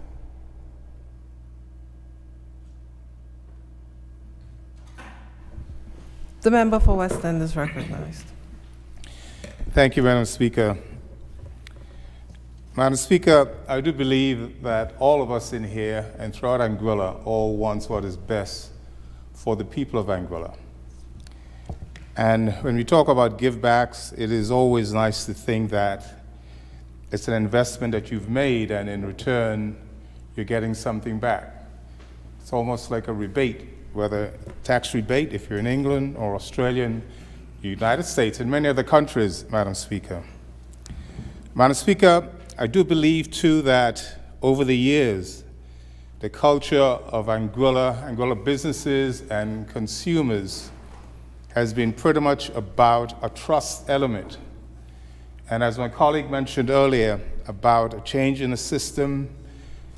You know, we could tout that a change can't wait, but sometimes when you ask people what change did you want, they said, I didn't want that change. The GST was a change that a lot of the people in Anguilla, businesses and consumers, did not want. And now we're here having to deal with an aspect of that, Madam Speaker.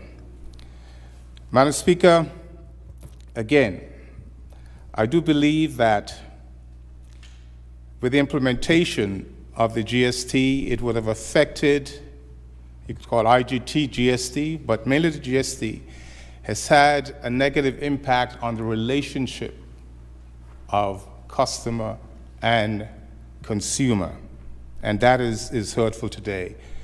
The thought, I'm not sure how many businesses are there in Anguilla, but I'm sure it's more than 11. And even with the limited number of 11, the fact that all don't qualify, I think it's a crying shame. It is a crying shame, Madam Speaker, because some of them probably found a new system or the timing or relationships or communication very difficult to deal with. And I think with that, Madam Speaker, maybe it's a lesson for all of us in Anguilla. Timekeeping in Anguilla, for the people of Anguilla, is something that we need to work on.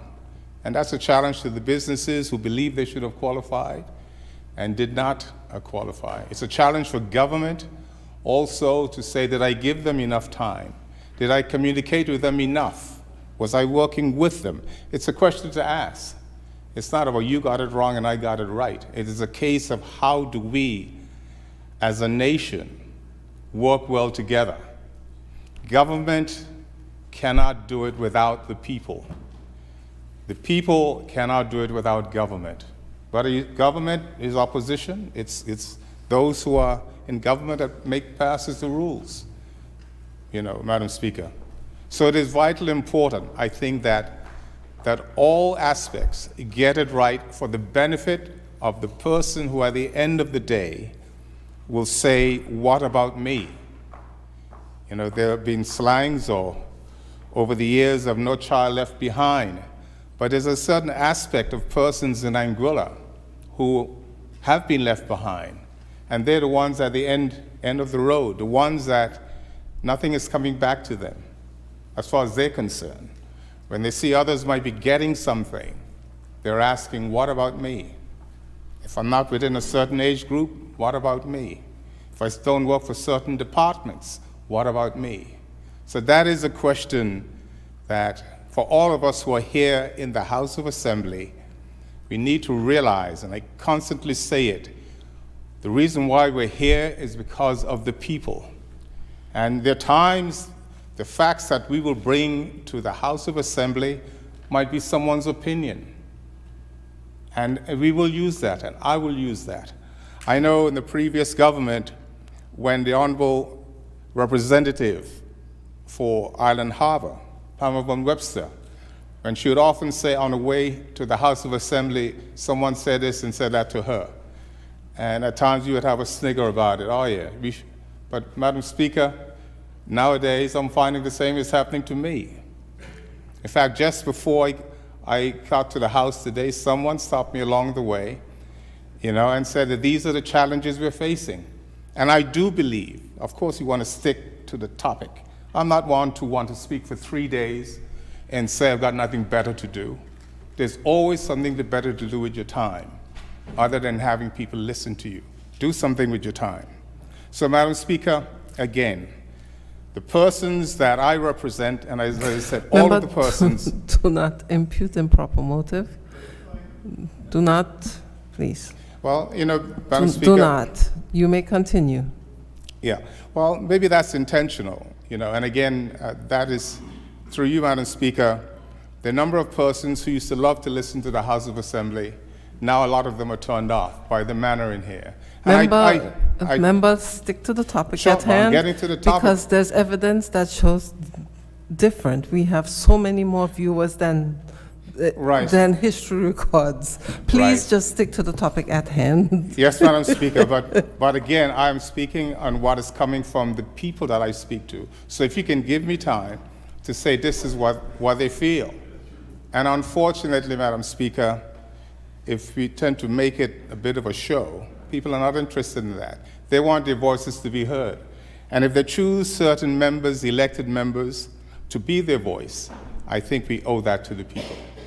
But Madam Speaker, again, as I said, I do believe that government has got a road that they think Anguilla should go. I do believe that in opposition, we believe there's a road that Anguilla should go. We would love to think that we're on the same road, because it's not about the opposition or government, but it's about what is in the best interest of the people of Anguilla.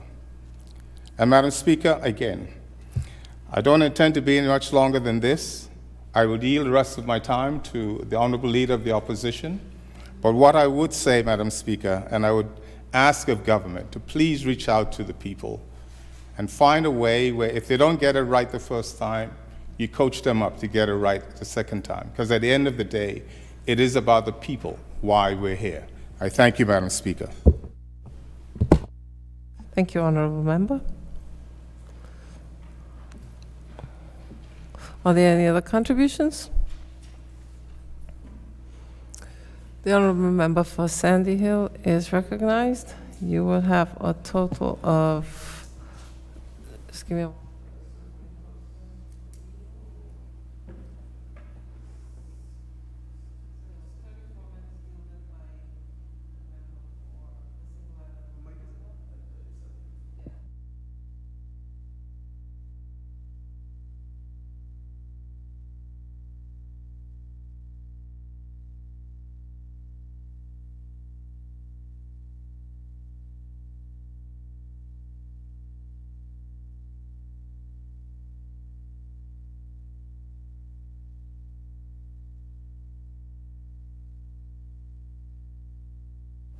Okay, so you may go for hour 45. Thank you, Madam Speaker. Good morning to you. Good morning to members of this honorable House, persons in the gallery, and those who may be watching and listening. I hope that everyone would have had a wonderful and safe Christmas. Madam Speaker, on the last occasion that we were before this honorable House, members of this House would have given their remarks for the Christmas season, for the new year, and I believe that it was not expected that we would return before the end of the year, and certainly before the end of the holiday season. Nevertheless, Madam Speaker, we are here today on the approval of the Financial Administration and Audit IGT Remission Regulations 2022. And the IGT remission is such an important issue. In fact, the members of the opposition would have advocated for the IGT remission to be granted to the business owners for quite some time.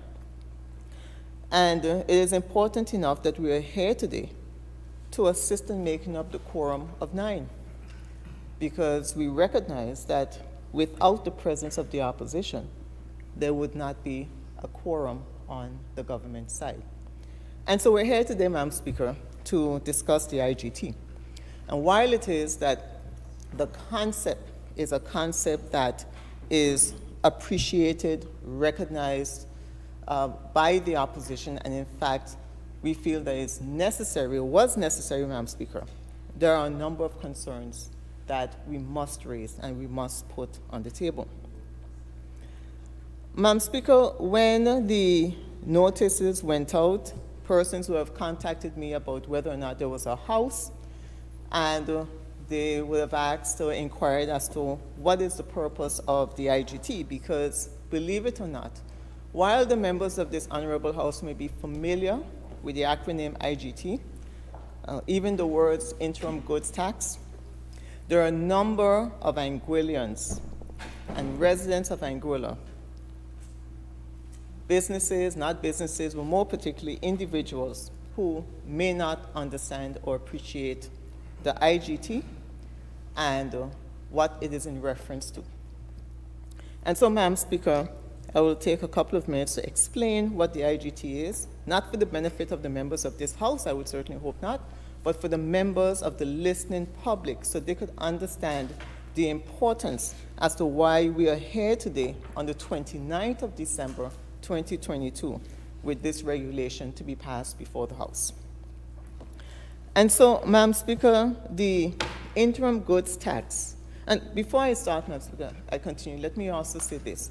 The Single Island-wide member, Mr. Hodge, would have made a statement that Kyle Hodge, today, in his presentation, would have made a statement that I entirely agree with. And that is that while it is that the goods and services tax was passed in 2021, July 2021, was implemented in July 2022. Today, in December of 2022, we are still dealing with effects of the GST. We are still grappling with goods and services tax, and many businesses still have questions, concerns. And in fact, the fact that 11 businesses would have had the opportunity out of a number of businesses, retail businesses in Anguilla, only 11 would have had the opportunity to submit their request for consideration of the IGT remission, says that there are ongoing issues and concerns with respect to the GST. And so we are obligated as elected representatives to bring it to this honorable House when our constituents, when the business sector, when individuals speak to us and relate their concerns. It is our obligation to express and deliver those concerns in this setting and in other settings so that the members of government, the members of opposition can understand what the people are facing at any given time. And so, Madam Speaker, the interim goods tax would have been a creature of the overall goods and services tax proposal that had been long in coming and we've discussed in the past over previous administrations. And I don't think that at this point I need to go into the history dating back to 2008, 2009 of the goods and services tax culminating to where we are today. But the best explanation as to the structure of the interim goods tax and what was contemplated would be set out in the 2019 budget at page 28. And the explanation that was given by the then Honorable Minister of Finance, the previous Premier, Honorable Victor Banks, would have explained that the goods and services tax would be implemented in 3 phases. And the phase 1 would be the implementation of the interim goods tax by 1st of June 2019. And we know today, Madam Speaker, that in fact the IGT was implemented in October of 2019 and not June. But nevertheless, this would have been the budget address in which it was contemplated that by the 1st of June 2019 the IGT would be implemented. And the IGT is a revenue-neutral reconfiguration of the customs duties, a reduction of average tariff rate from 12.9% to a figure to be determined, and customs service charges, an increase from 6% to a figure which allows for recoup of revenue lost as a result of customs duties reduction. The IGT will be repealed with the exception of a small amount for cost recovery at the onset of phase 3 of the process. And so this explanation of the IGT is essentially stating that it was a revenue-neutral reconfiguration of customs duties and customs service charges, and that the implementation of the IGT would exist until the 3rd phase of the goods and services tax implementation. And we know that phase 2 was contemplated from this 2019 budget, the introduction of a partial services tax covering hotel accommodation, electricity, communications, and wholesalers. 4 aspects, Madam Speaker, that was due to be implemented on the 1st of January 2021. And phase 3 would be the expansion of the services tax to include all other services by 1st of January 2023. And so based on what was set out in the 2019 budget, the interim goods tax would have been repealed at phase 3, which would have been the implementation of the services tax, the expansion to all other services in 2023. So, Madam Speaker, of course, this would have been contemplated plans, etc., subject to change, and so it did change. Elections were in June of 2020, and a new administration came to the fore. And that new administration would have taken certain decisions and certain steps, which would have culminated with a goods and services tax passed in the House of Assembly in June of 2021. And at the time, it was contemplated that the GST, the implementation of it would take place on the 1st of July 2022. And so, with the implementation of the goods and services tax, Madam Speaker, and I want to say that there has been a lot of discussion about the phases of the goods and services tax, as I would have mentioned, the phasing out of the IGT, and we know that the interim goods tax will have been subsumed by the goods and services tax. With the implementation of the goods and services tax, there were a number of issues that had to be resolved. And we all can remember the marches and the protests that took place by the business community.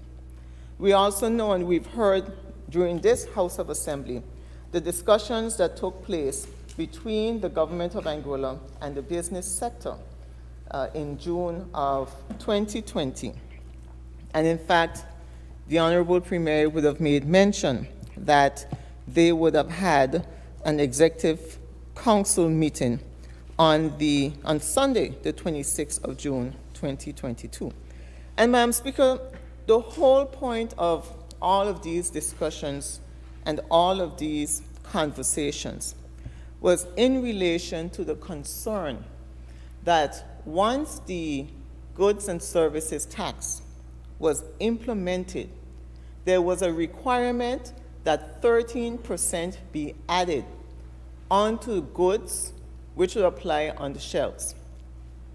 And not just an understanding, Madam Speaker, because when the members of the opposition met with the consultant at the time, prior to, it would have been in June of 2022, and the consultant at the time would have verified, yes, that there would be a quote-unquote temporary inflationary period when the 13% would be added onto the 9% IGT that were in the stores.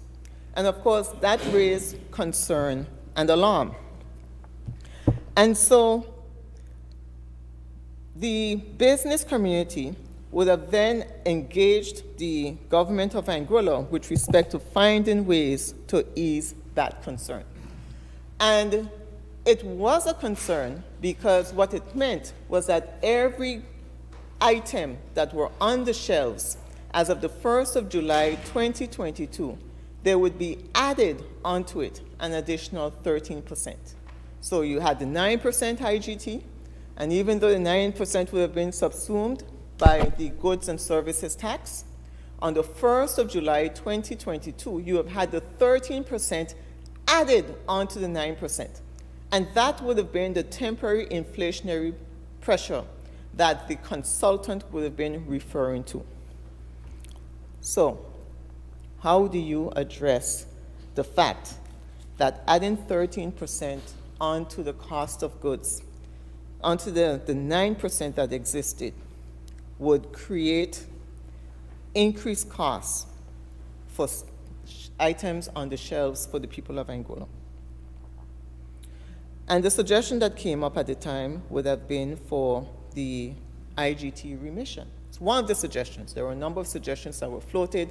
In fact, I would have written to the government of Anguilla at the time on the 23rd of June 2022 with certain proposals, and the ultimate decision was made that the interim goods tax would be remitted by persons.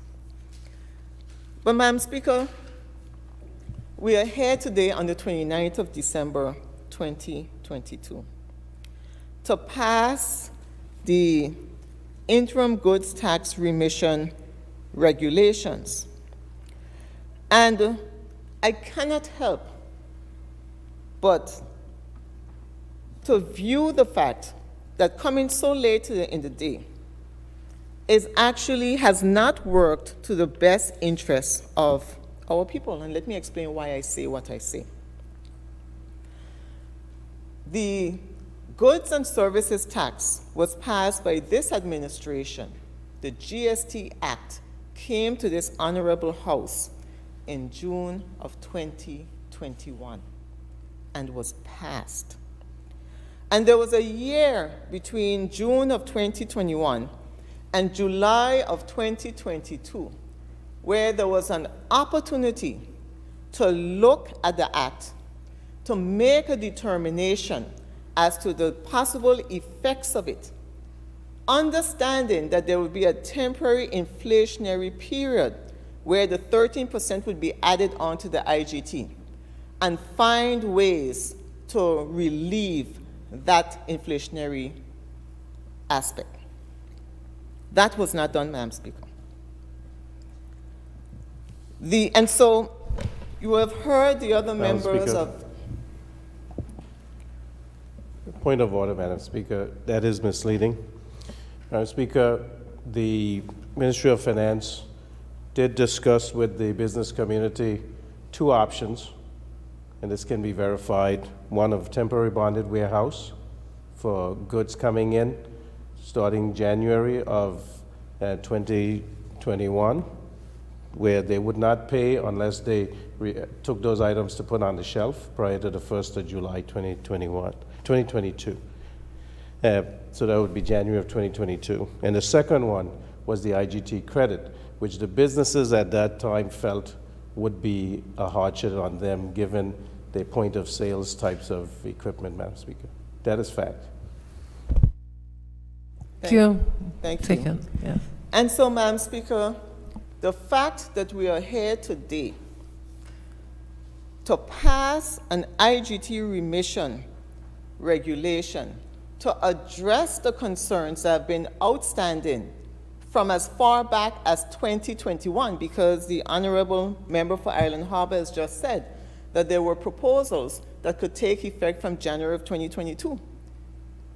So we are now in December of 2022, a full year later, and now for the first time addressing this issue before this honorable House.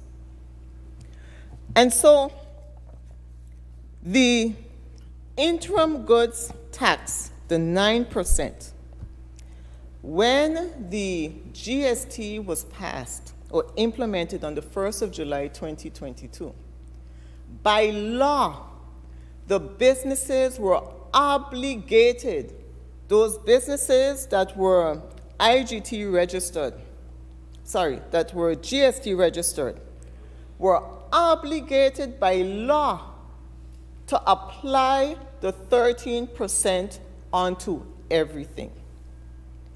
The Goods and Services Tax Act did not create an exemption that we're now coming for today.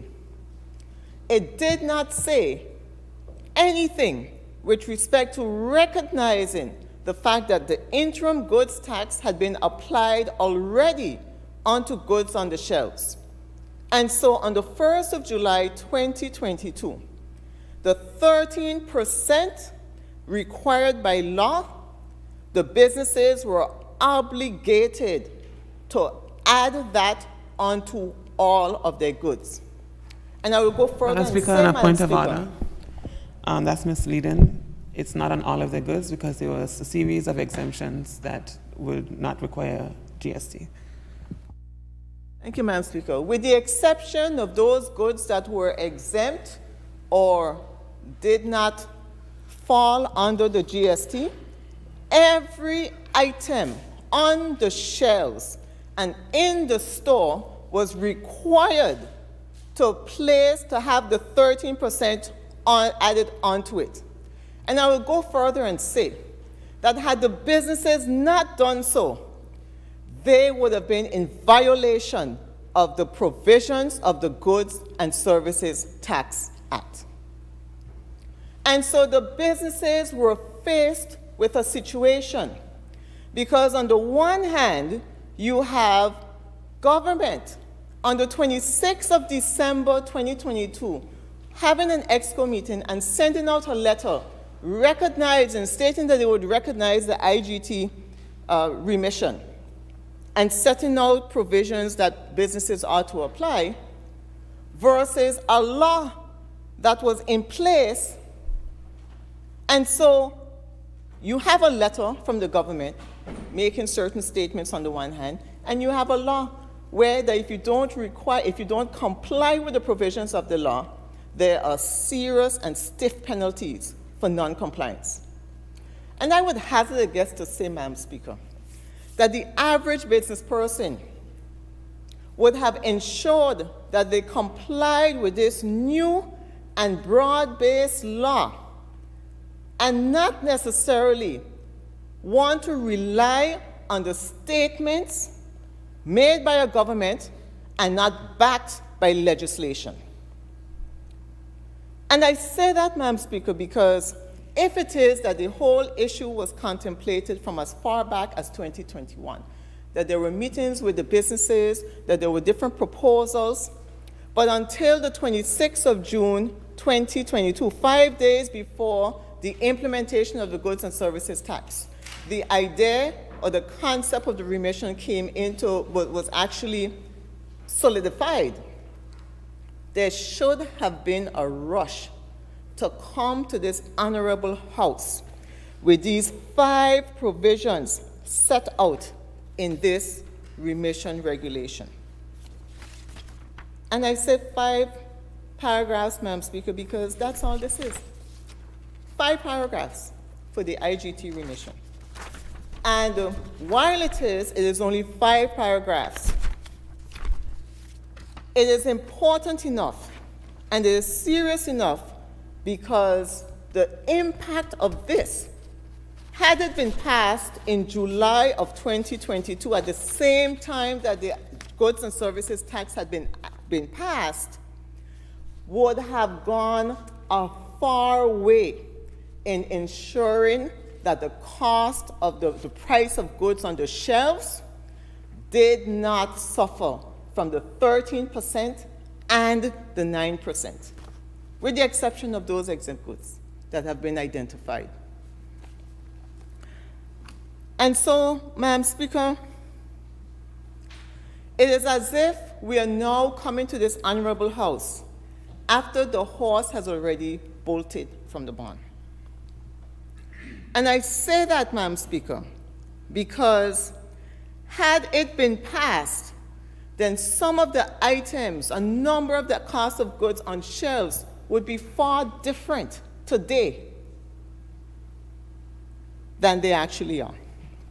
And let me give you an example, Madam Speaker, because I think it's important that when we are speaking, we understand the impact of the legislation and the laws that we pass.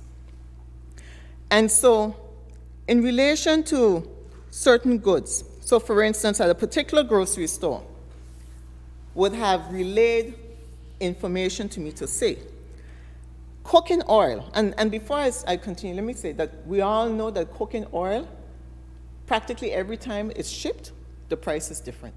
Because of the Russian-Ukraine war, the cost of cooking oil has varied and is continuing to vary because of the uncertainty at the times that we currently exist.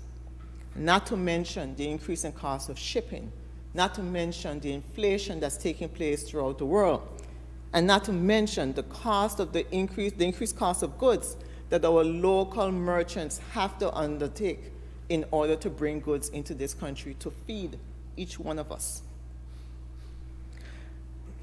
From a particular grocery store, cooking oil before inflation, a 48 ounce was $16.95 EC. And now, including freight, duties, 1% plus markup, $21.80. So $16.95 before inflation, $21.80 landed here in Anguilla as a result of the inflationary measures that are taking place. And then you add the 13% GST, and so what was once $16.95 for cooking oil is now $24.63 at the store. And this is a reality. This is what people are faced with when they go to the stores to shop. An increase from $16.95 to $24.63, and that's just on cooking oil. And maybe you might say, some of us may choose not to use cooking oil. I don't know, for the most part, I don't know which household doesn't use cooking oil. But the point is that this is an example of the kind of costs that the people are suffering with every day in this country. Cornflakes, before inflation, before GST, was $21.55. With GST, $24.35. And so from $21.55 to $24.35, and that is on cornflakes, something that I believe in today's world, many persons will have seen as a necessity, especially for those homes who have children. For those homes where they want to have something where the children can put in their stomach but be able to spread. Because a box of cornflakes at $21.55 was expensive already, and then add $24.35, the new, with GST added onto it.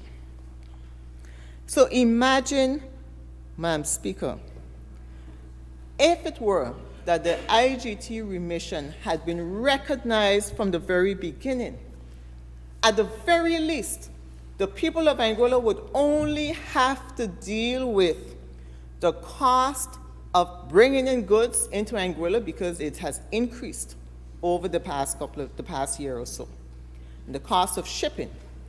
And so I would dare say that the 13% GST would not have been an additional factor that the people would have had to be burdened with, as they now are today. Before form plywood, and so we talk in this honorable house about how construction is up and how everything is doing well and Anguilla is on wheels. Form plywood before GST was $7,825. Today, with the 13% GST, it's $8,150, from $78.25 to $81.50. 10 yards of concrete before GST was EC $4,435. And with the 13% GST... Madam Speaker, misleading. There's no way, if 10 yards of concrete costs $400 and something, I want all the concrete there is. 10 yards of concrete is not $435. It's a $4,435, member. I don't know. She didn't say what kind of dollars. I would hope that members listen before they object. I said EC, concrete 10 yards. Before GST was EC, $4,435. And with the 13% GST, $5,012. A pallet of 6-inch blocks before GST was $414. And with the 13% GST, $530. Currency? EC. And so, Madam Speaker, when we talk about the IGT, it is important that the average person understands the impact and the reason why we are here today on the 29th of December 2022 to talk about the IGT remission. But when you listen to the cost of increase at the retail, at the grocery stores, and at the various hardware stores, you begin to understand that this regulation that we are here on today should have been passed from July 1st of 2022. So if we are talking about a government that really cares about the people, that is concerned against preventing additional inflationary measures, this would not be before the House today. This would have already been implemented, and the businesses would have certainty in terms of what they were going to pass on to the people of Anguilla.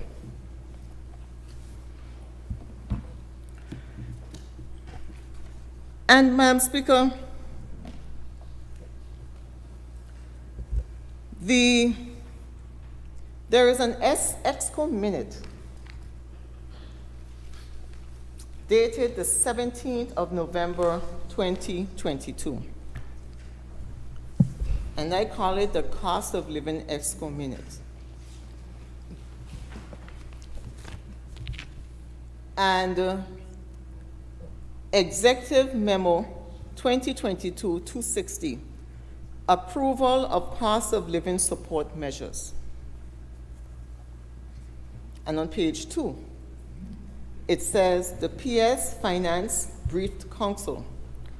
Council noted that cost of living support measures were previously agreed. Given the continuing cost of living crisis, government is desirous of extending this support. ANGLEC customers were initially shielded from rising fuel costs as the fuel surcharge price was maintained for some time. But this has now been increased, and GST has also been applied to electricity charges. 17th of November, last month, Madam Speaker. And on page 3, it says refers to electricity payments program as a measure to help households deal with rising prices, particularly related to fuel, and it's continuing on previous terms. It says the next tranche of EC $500 to be made by the 1st of December 2021, and that the following tranches of EC $250 on the 31st of December 2022 and the 31st of January 2023. Now, what this EXCO minute from last month says to me, Madam Speaker, is that there is a recognition by this government that there is a continuing cost of living crisis. It has not disappeared. It continues to exist. And the people of Anguilla are currently suffering under this cost of living crisis.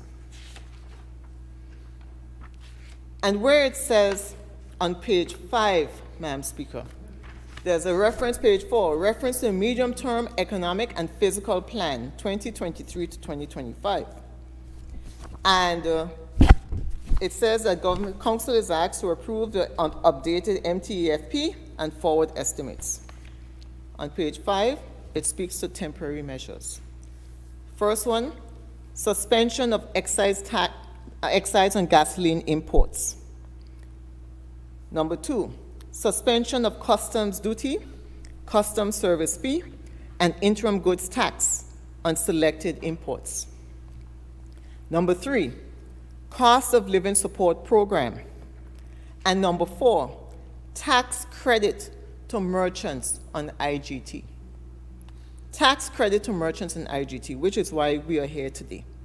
But the tax credit to the merchants on the IGT is part of a series of temporary measures that this government has deigned to put in place. And the question that the people are asking in terms of the suspension of excise gasoline imports, the press release that went out stating that exemption of excise tax on gasoline extended until December 31st, 2022. And in light of this November 17th EXCO minute, which confirms and recognizes that there is a continuing cost of living increase, the people want to know whether the exemption of excise tax on gasoline will be extended beyond December 31st, 2022, as is the electricity provisions. The people also want to know whether the exemption of customs duties and tax on essential food items, which were extended until December 31st, 2022, whether that too will be extended into January 2023 and beyond. And in relation to the tax credit to merchants, Madam Speaker,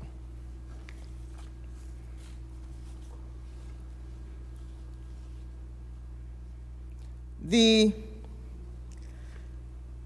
businesses, I've spoken to a number of them, and I know that before the onset of the festive period, they were hoping and they were expecting a bumper Christmas. But not just the retailers, Madam Speaker, because I've heard statements in this honorable House talking about how great the Christmas season and the festive season is anticipated to be. And the reports coming back from the retail sector has been that the sales were not what they expected. The sales were not what they expected.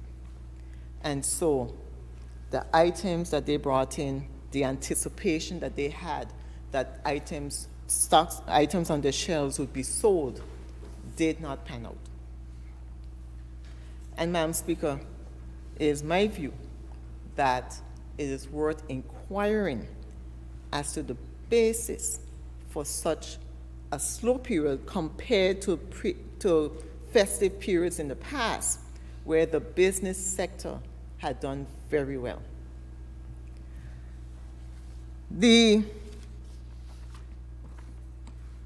I had the opportunity as well to speak with a number of boat captains.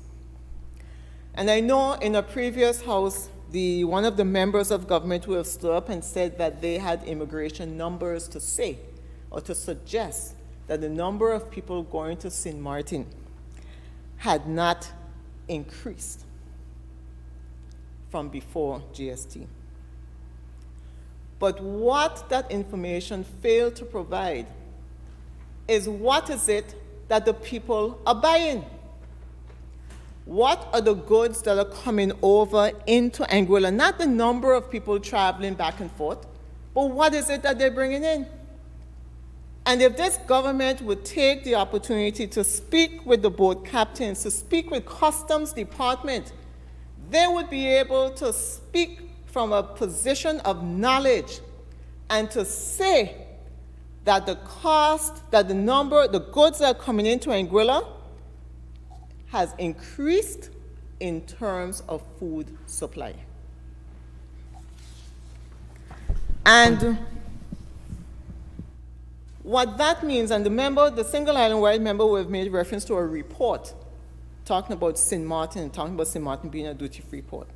And I think that it is important that when we implement taxes and we implement tax measures in this country, that we have to understand that Anguilla, yes, we are an island, but the people have options. The people are not limited to shopping solely in Anguilla. And if that is the case, then you don't have a captive market. You do not have a captive market where the people must only shop local. They will find avenues, and they have found avenues, to shop elsewhere. And the rallying cry that you hear, because the people are bringing over, and the boat captains will tell you the people are bringing over food in suitcases. So when they put the items, there's a certain store called something U in St. Martin, I can't remember. Super U, yeah. Super U, it is reported that the amount of bags that are coming over from Super U to Anguilla has significantly increased. And so we cannot put our heads in the sand, and we cannot pretend that what is happening is not happening. As a government, there is an obligation to pay attention, to understand the reality of the situation, and to find ways to address it. I am by no means advocating that you close your borders and you say no one can go to St. Martin, or no one can order items from Puerto Rico, because now you don't even have to go to St. Martin. You can pick up a phone and call, and they'll put together the order and they'll send it to the boat for you. So you can sit right in your house and get your items to be brought over to you. This is what, and the locals, the Anguillians, are saying, when you ask them repeatedly, because this is something that I find it hard to believe, but they are counting their dollars and they're counting every penny that they spend. And they're saying to you that they can go to St. Martin, they can buy in bulk, they can buy a case of tuna fish and bring it over to Anguilla, pay customs duties on that, and buying in bulk for 2-3 months for families that go together, and pay less, pay GST, and still pay less than what they're getting in the grocery stores. Now, if that is the case, Madam Speaker, if what the people are saying makes sense for them to do this, Madam Speaker, then what that is saying is that we have to revisit our structure. You cannot have a duty-free port next door to our island where persons have the opportunity to go and bring in and feel as if there's no need to shop local. For a long time, Madam Speaker, we have been able to push the shop local, and especially during COVID times when the borders were closed. Our businesses kept our people afloat. Our businesses continue to contribute, and persons did not have an issue shopping local. In December of 2020, the stores locally did wonderfully, not because their prices were high. They had a variety of items. People were able to shop locally, and the prices were reasonable. And so during that period of time when the country was closed, people appreciated. And even after the country opened, there were months, a long period of time within which people were not necessarily going to St. Martin. The first time I went over to St. Martin, one of the gentlemen who was giving me a call said, "Lord, thank you all. Thank you for coming over from Anguilla," because they missed the revenue that Anguilla was putting into their economy. They missed it. And so they've now, with what the GST and the addition of the goods and services tax, the people are running in leaps and bounds over to St. Martin. And Madam Speaker, I'm on my feet and I hear a lot of noise, right? But at the end of the day, the members of this honorable house can say whatever they want. The people listening, the people traveling, the boat captains, customs department, everyone knows the truth. So we can lie in this honorable house and we can pretend that it's not happening. But the reality is you have to face the situation. Okay? You have to face the situation and you have to address the circumstances. And if we are unwilling to be realistic, to understand what is happening in our country, we cannot help the business sector. We cannot provide to them the true measures that they need in order to decrease the cost, Madam Speaker. And the IGT tax remission, Madam Speaker. Paragraph 3 of the remission. Well, let me go back. There are 5 recitals on page 1. Page 2. Whereas the goods and services tax was implemented on the 1st of July 2022 with the objective of replacing the interim goods tax, and some GST registered businesses may have been unable to deplete all stock on hand prior to this date for which the IGT would have been paid. Madam Speaker, this first recital speaks about GST being implemented on the 1st of July 2022. And the fact that the businesses, a recognition that at the 1st of July 2022, businesses were unable to deplete the stock on hand. And so there had to have been an acknowledgement and a recognition that would have been the case prior to the 1st of July 2022. I would hope to God that was the case, because I would find it hard to believe that only after, now that we're here on the 29th of December 2022, that the recognition that GST, the 13% added onto IGT, would have caused an unfair inflationary measure, was not anticipated by the 1st of July 2022. And it says that paragraph 2, and whereas the stock on hand incorporated IGT in its price, the imposition of the GST on said stock on hand would significantly increase prices faced by consumers.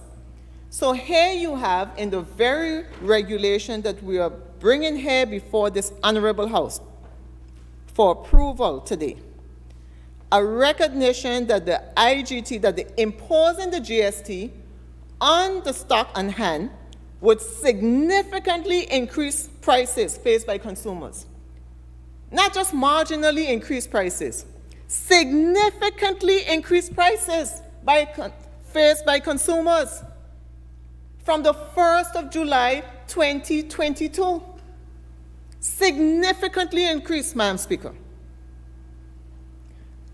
Paragraph 3, and whereas the minister responsible for finance has taken the decision that hardship would result to consumers on account of excessive inflationary pressures. What is this saying? So we're saying that the goods and services, the GST, passed on the 1st of July 2022, that at that date, businesses were unable to sell all of their stock. It says that the 13%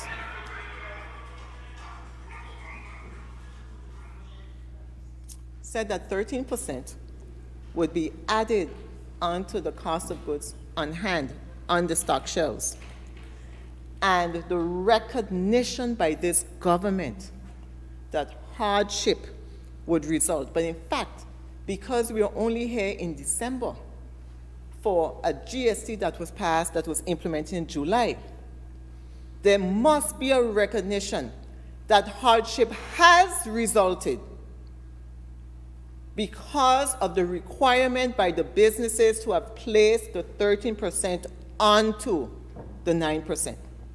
So we're talking about this act, had it been passed in before 1st of July 2022, would be forward thinking. And I would have applauded this government and said, this is forward thinking.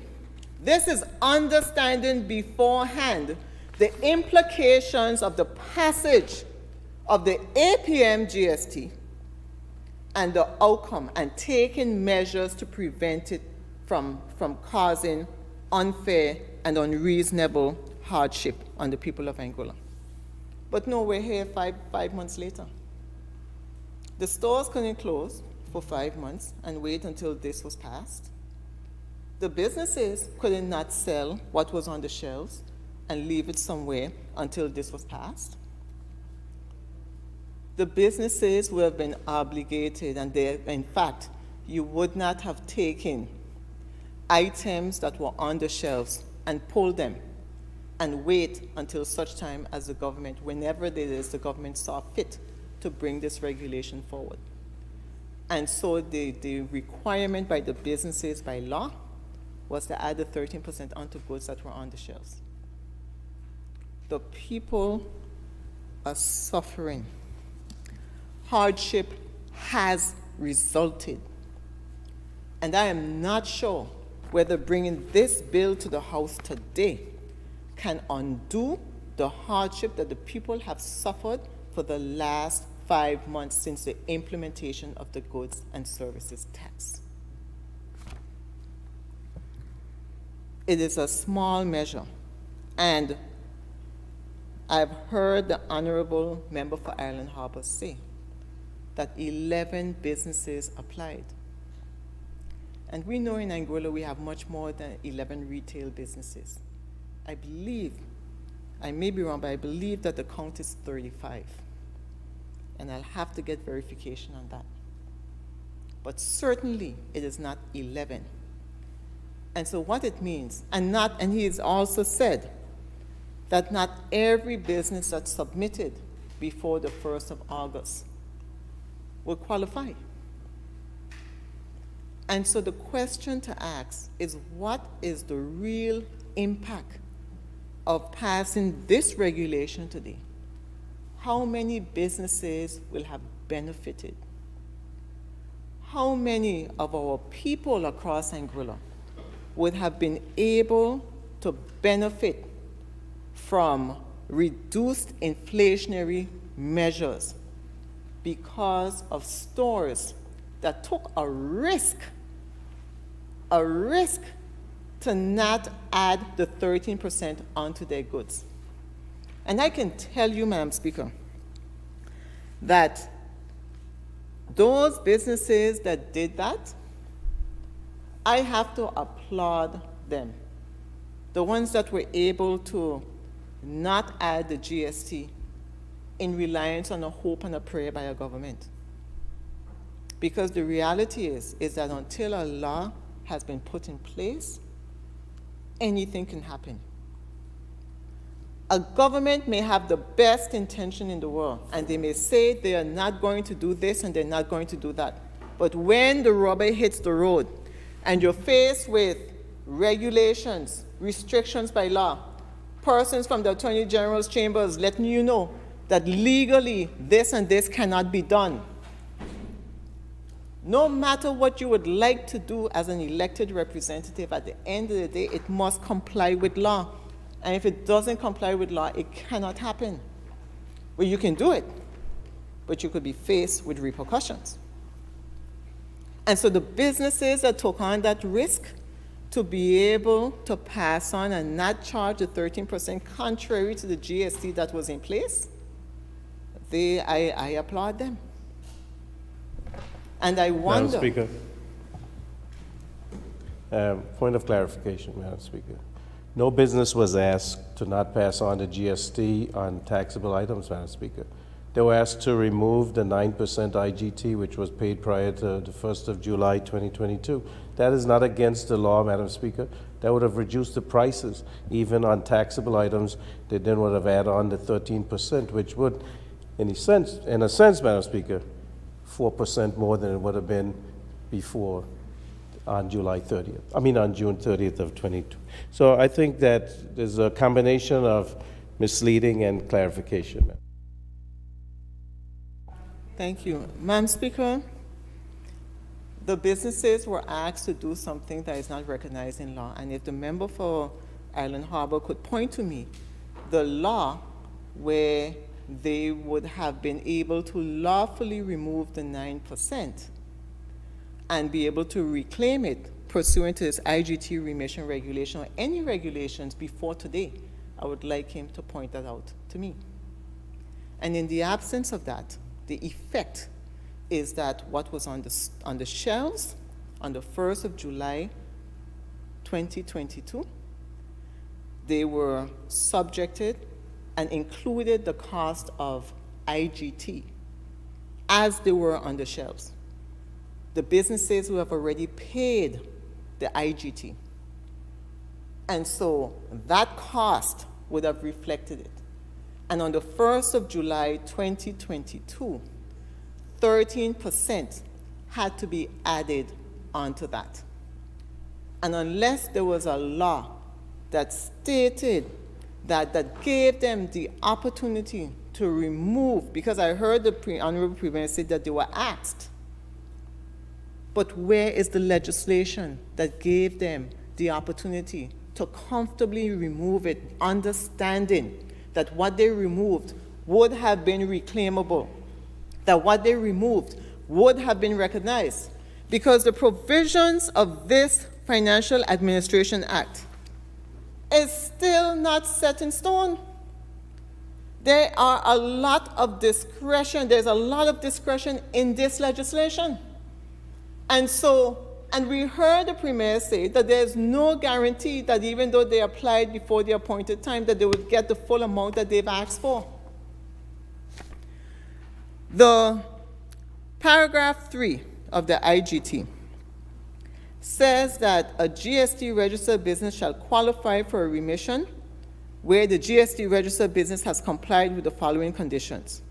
They must have submitted on or before the 31st of August 2022 a request for consideration of an IGT remission in accordance with the stated protocols referred to in the schedule. And Madam Speaker, the stated protocols in this schedule come by and large from a letter that came from the government of Anguilla to the business sector on the 28th of June 2022. 2 days before the passage of the GST. And the letter says that the retail businesses must count on hand the inventory as at the 30th of June 2022. It should be, the stock or count should be done in respect of individual items rather than cases or packages. The stock must be valued based on import values. The submitted listing should indicate the IGT paid.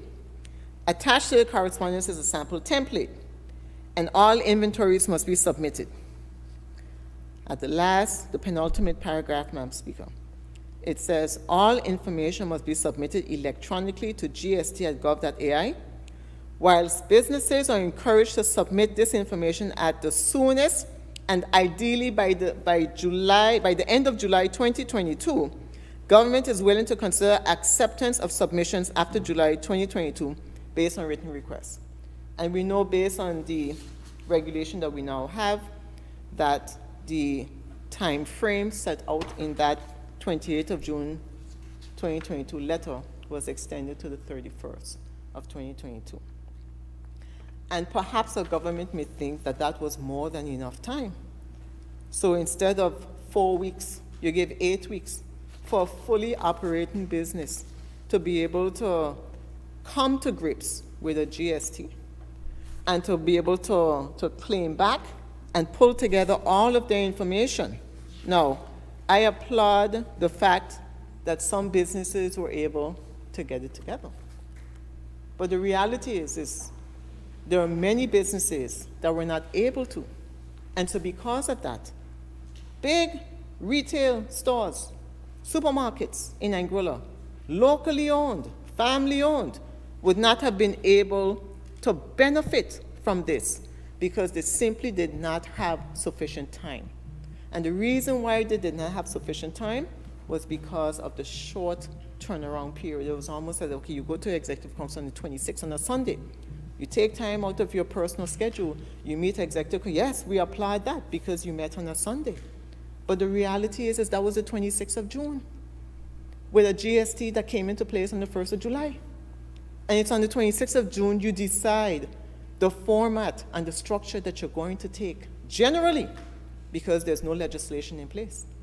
On the 1st of July, you then get the 5 paragraphs that you now have to take it to the House to give the businesses some sort of comfort and relief in understanding the framework that they have to abide by. All they had to go off of was a letter on the 28th of June. And I know no one in this honorable House will stand up and say that we said to them that it is okay. Because I know that no elected member in this honorable House could stand up and say that businesses, legally operating entities, ought to listen to verbal representations made and act on it without having the force of law to support what they're saying. And Madam Speaker, throughout the day we've heard of 2 sets of correspondence. The one on the 28th of June, because EXCO was on the 26th of June, and the other one on the 23rd of December 2022. Now, I've heard statements being made that yes, there were meetings with businesses, and again I would say that unless you have your statements backed up by the force of law, you ain't saying nothing. And so on the 23rd of December, when a letter is sent from the Office of the Permanent Secretary of Finance to the business community, the last communication, and if there was communication between the 28th of June and the 23rd of December, then I am sure that the members of government, when they make their presentation, because not one has made their presentation as yet today, will be able to present to this honorable House communications since the 28th of June 2022, which would mirror the information that is now set out in these regulations for which the businesses must comply with. Because, Madam Speaker, the paragraph 3(1)(b), which says that the GST registered business must have provided on or before the 27th of December 2022 to the satisfaction of the Comptroller of Inland Revenue, written confirmation with supporting documents evidencing the repricing of relevant stock on hand to remove the IGT, was not set out in that letter of the 28th of June 2022. It was not. And 3(1)(c), where it says, the stock referred to in paragraph B, which would be what I just read, must have been repriced before the 31st of July 2022. The fact that the businesses should have repriced before the 31st of July 2022 to qualify for this IGT remission under this IGT remission regulation is not set out in the letter of the 28th of June 2022. Paragraph 4, terms of repayment for remitted IGT. And it says, paragraph 2, where a claim has been made by a GST registered business for remission under Section 1, the Comptroller of Inland Revenue Department and the Comptroller of Customs shall determine a reasonable estimate to be paid to the GST registered business based on the history of stock imported by GST registered business as evidenced by records held at the Customs Department, and B, level of sales of the GST registered business that have reported in GST returns filed with the Inland Revenue Department. And so what this is saying, Madam Speaker, is that the IRD, the Comptroller of IRD and the Comptroller of Customs shall determine a reasonable estimate. So it doesn't mean, which supports the statements made by the Honorable Premier earlier, that the businesses, what they've submitted is not necessarily what they're going to get, because there is a determination that has to be made. And that determination is a reasonable estimate. And so a reasonable estimate is not a certainty, Madam Speaker. It is not a calculation, and if there's a calculation, it's certainly not set out in this act. So there's no formula that the businesses would have been able to anticipate that when they submit their GST, the IGT, for remission, that they would know how much they're getting back. And so if a business does not know how much of the IGT claim back they're going to get, how would they know how much to pass on to the consumer? Where is the certainty in the legislation? And so, again, the businesses, on a hope and a prayer, decide not to charge the IGT, the 9%, or to take it off, and only have the 13%, and expect and sitting and waiting and praying and crossing their fingers and praying to God that the IGT that they have waived and they've taken off will be paid back by the government of Anguilla. And it says, where the amount of claimed by GST registered business is within 25% of the estimate, so here we have an estimate and 25 of figure, is within 25% of the estimate referred to in subsection 2, the amount claimed by the GST registered business shall be paid in full. So we have a guideline that the Controller of Inland Revenue and the Controller of Customs can use, 25%, a reasonable estimate. And whether, when they come up with that estimate, if the business falls within 25% of that estimate, then the GST registered business is paid in full. Where the amount claimed by the GST registered business is 25% or more above the estimate referred to in subsection 2, the amount to be paid to the GST registered business for the claim is to be reduced by 25%. And so here we have, Madam Speaker, what I would term musical chairs with the IGT remission regulation.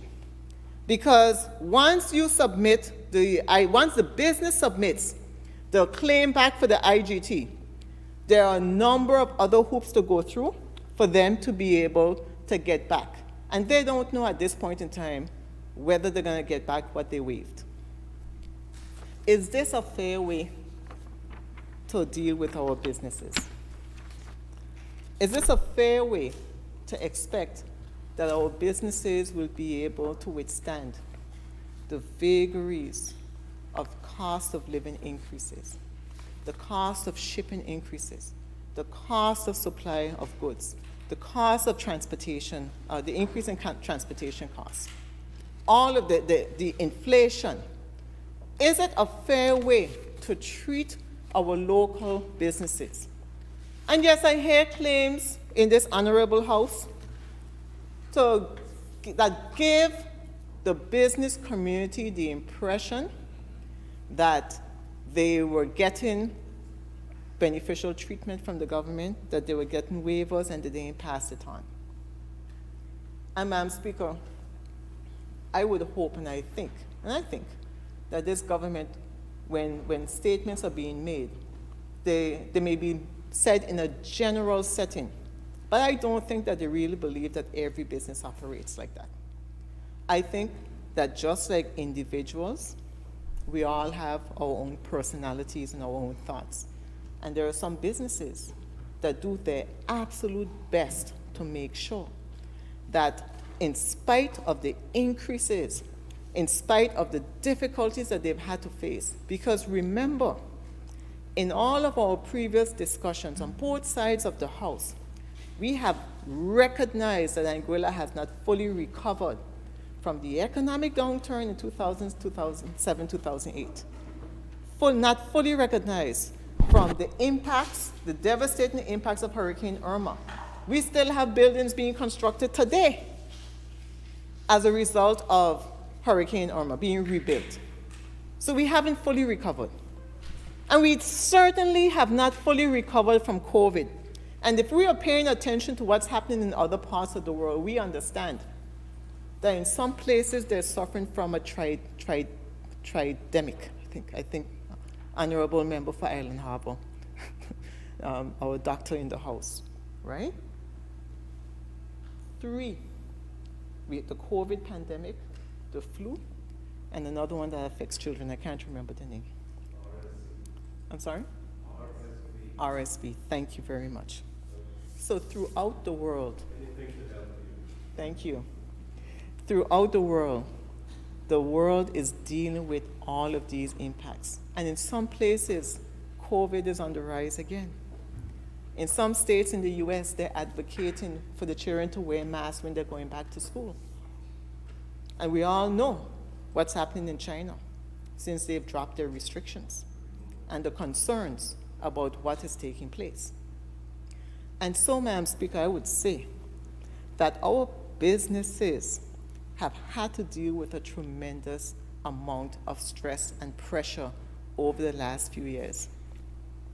And I think that while we may have some of them that do not operate or may not operate in the best interests of the people, the average consumer, I would hazard a guess and say that by and large, the majority of our local businesses who have stood the test of time, who have been there with the people, if there's a contribution to be made, something to be done in the community, they have always contributed.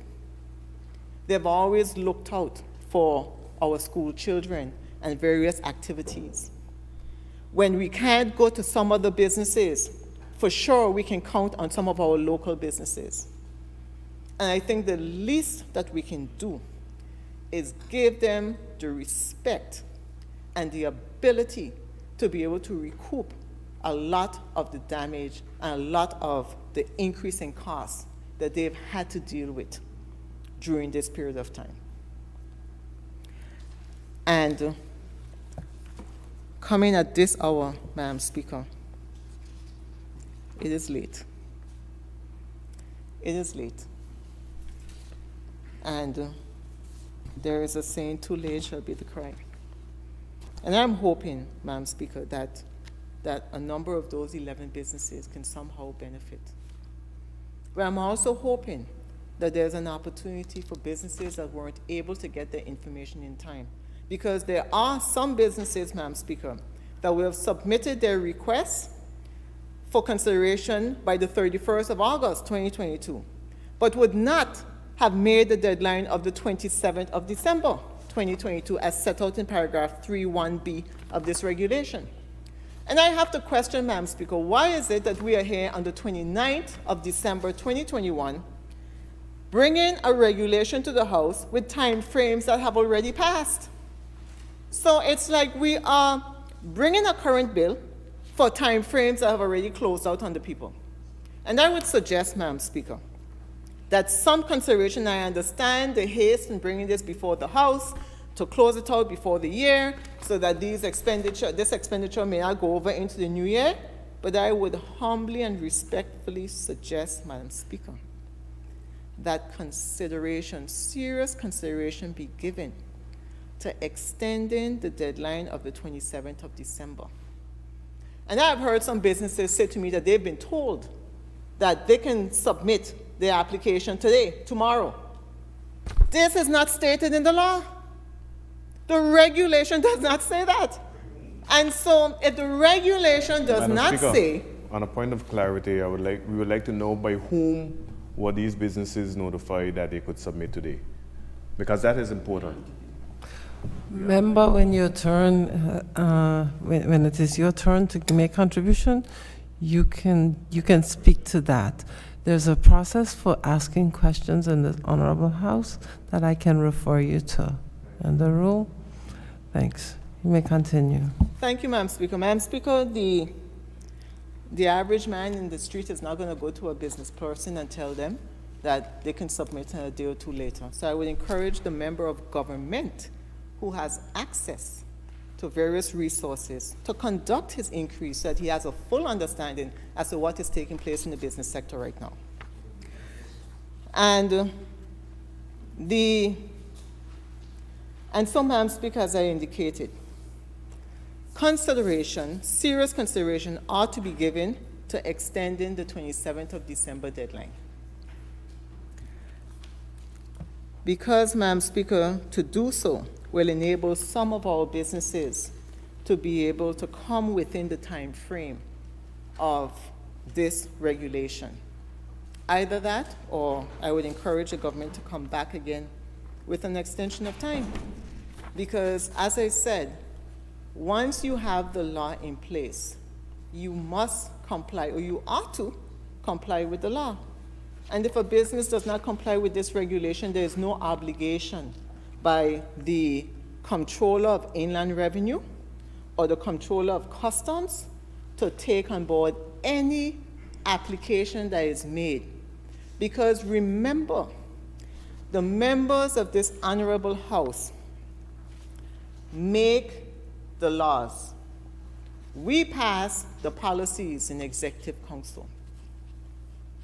The technocrats, the civil servants, are the ones that carry out those policies.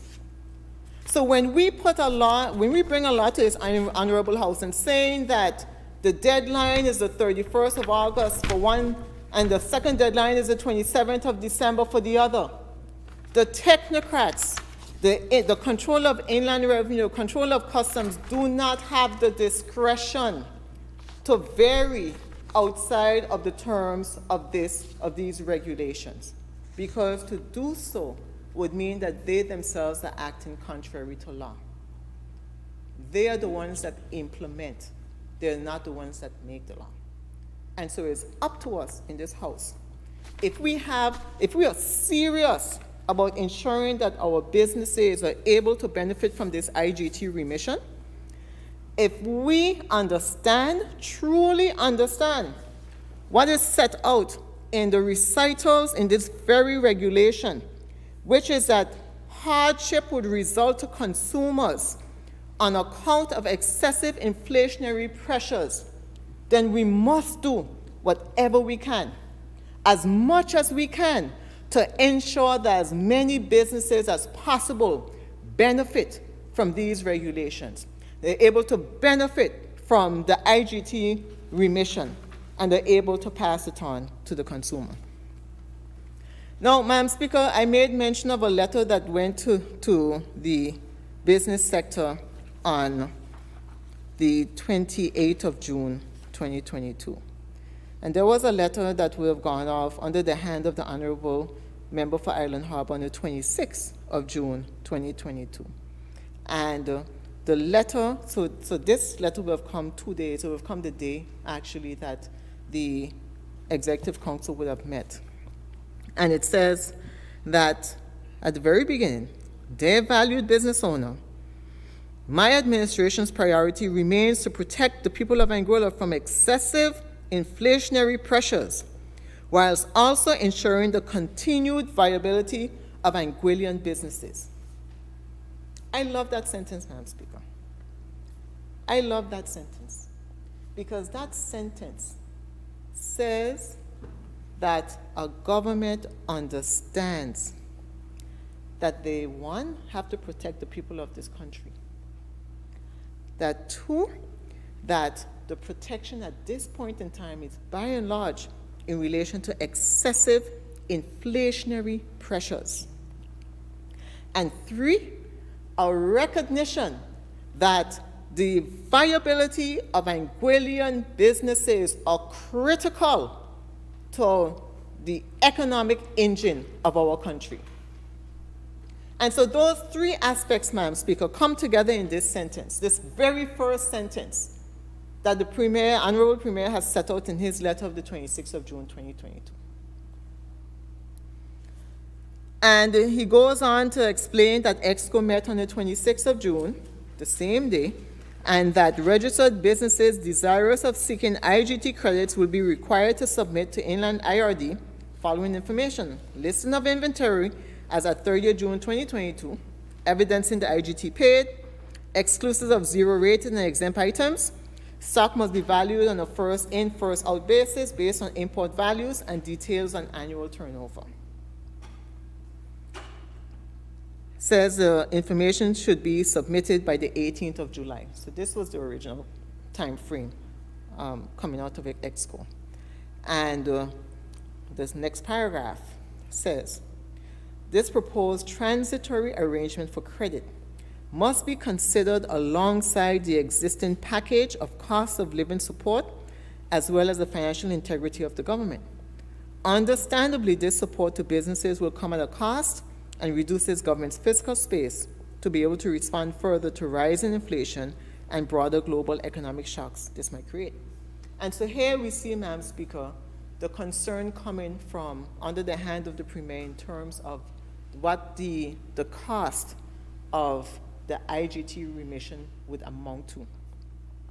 Concerns about government's fiscal space and the rising to be able to respond to rising inflation and to deal with global economic shocks it might create. And it says, consequently, government is minded to consider these credits primarily based on assurances made by the business community that any credits or concessions will be passed on to consumers in the form of lower prices. So having received this letter, the business community, certainly the ones I spoke to, would have understood that yes, you give the assurance and the government will do what it can to ensure that the IGT remission takes place. And that once the government gives the remission, that remission is then passed on to the consumer. So this is what the average person would interpret this to say. The government is minded to consider these credits primarily based on assurances made by the business community that any credits or concessions will be passed on to consumers in the form of lower prices. And so it anticipates that if the government gives this, then the prices will be passed on. Not backward thinking, not here in December 29, 2022, looking backward at June, July 2022. The anticipation would have been that it would have been passed on, that the remission regulation would come to the House. The businesses are certain, they have certainty in knowing what the framework is. They're able to apply for it, and they can pass it on. A seamless effort, Madam Speaker. Seamless process. And of course, it goes on. It invites the sector, as a matter of full disclosure, to a meeting with the Ministry of Finance on Monday, the 27th of June. And then, of course, we have the letter from the 28th of June under the hand of the Permanent Secretary, which I will have referred to earlier. And then on the 23rd of December, which was last week Friday, we have a further letter from under the hand of the Permanent Secretary of Finance. And it says, we write to advise you that your inventory submissions were received and assessed. So this would have been to those who were able to submit the assessment, the inventory submission. On completion of the review, it was determined that the majority of goods were subject to IGT at a rate of 9%. In the correspondence sent to the Anguilla business community dated 28 June 2022, it was advised that interim arrangements were proposed that would allow the IGT paid to be treated as a credit to offset future tax obligations. Subsequently, the government of Anguilla has decided to refund the IGT, which was remitted under this arrangement to businesses who have complied with the stated protocols and have demonstrated that the savings have been passed on to the consumer. So now on the 23rd of December 2022, we're understanding that the government of Anguilla will refund the IGT to those businesses who have complied and have demonstrated that the savings have been passed on to the consumers. So there is now an obligation that the only way that you're going to get back the IGT tax credit is if you can prove that you passed it on. And this is for the first time showing up on this letter of 23rd December 2022. And it says, therefore, to facilitate the payment before the end of this year, we are requesting that you provide sufficient evidence to demonstrate that the credits were passed on to the consumers in keeping with the correspondence dated 26th of June 2022 in keeping with the correspondences dated the 26th of June 2022 from the Premier and Minister of Finance and June 28th from the Permanent Secretary of Finance.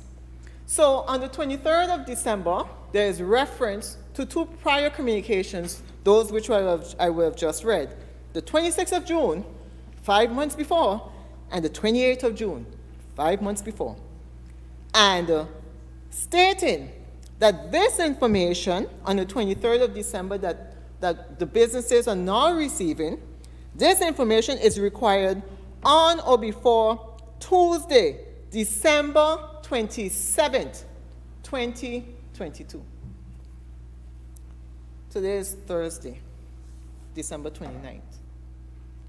So on a Friday, the busiest weekend that the businesses would have all year round, they receive a letter from the government stating that send this information to us by Tuesday. And my recollection is that Tuesday was a holiday.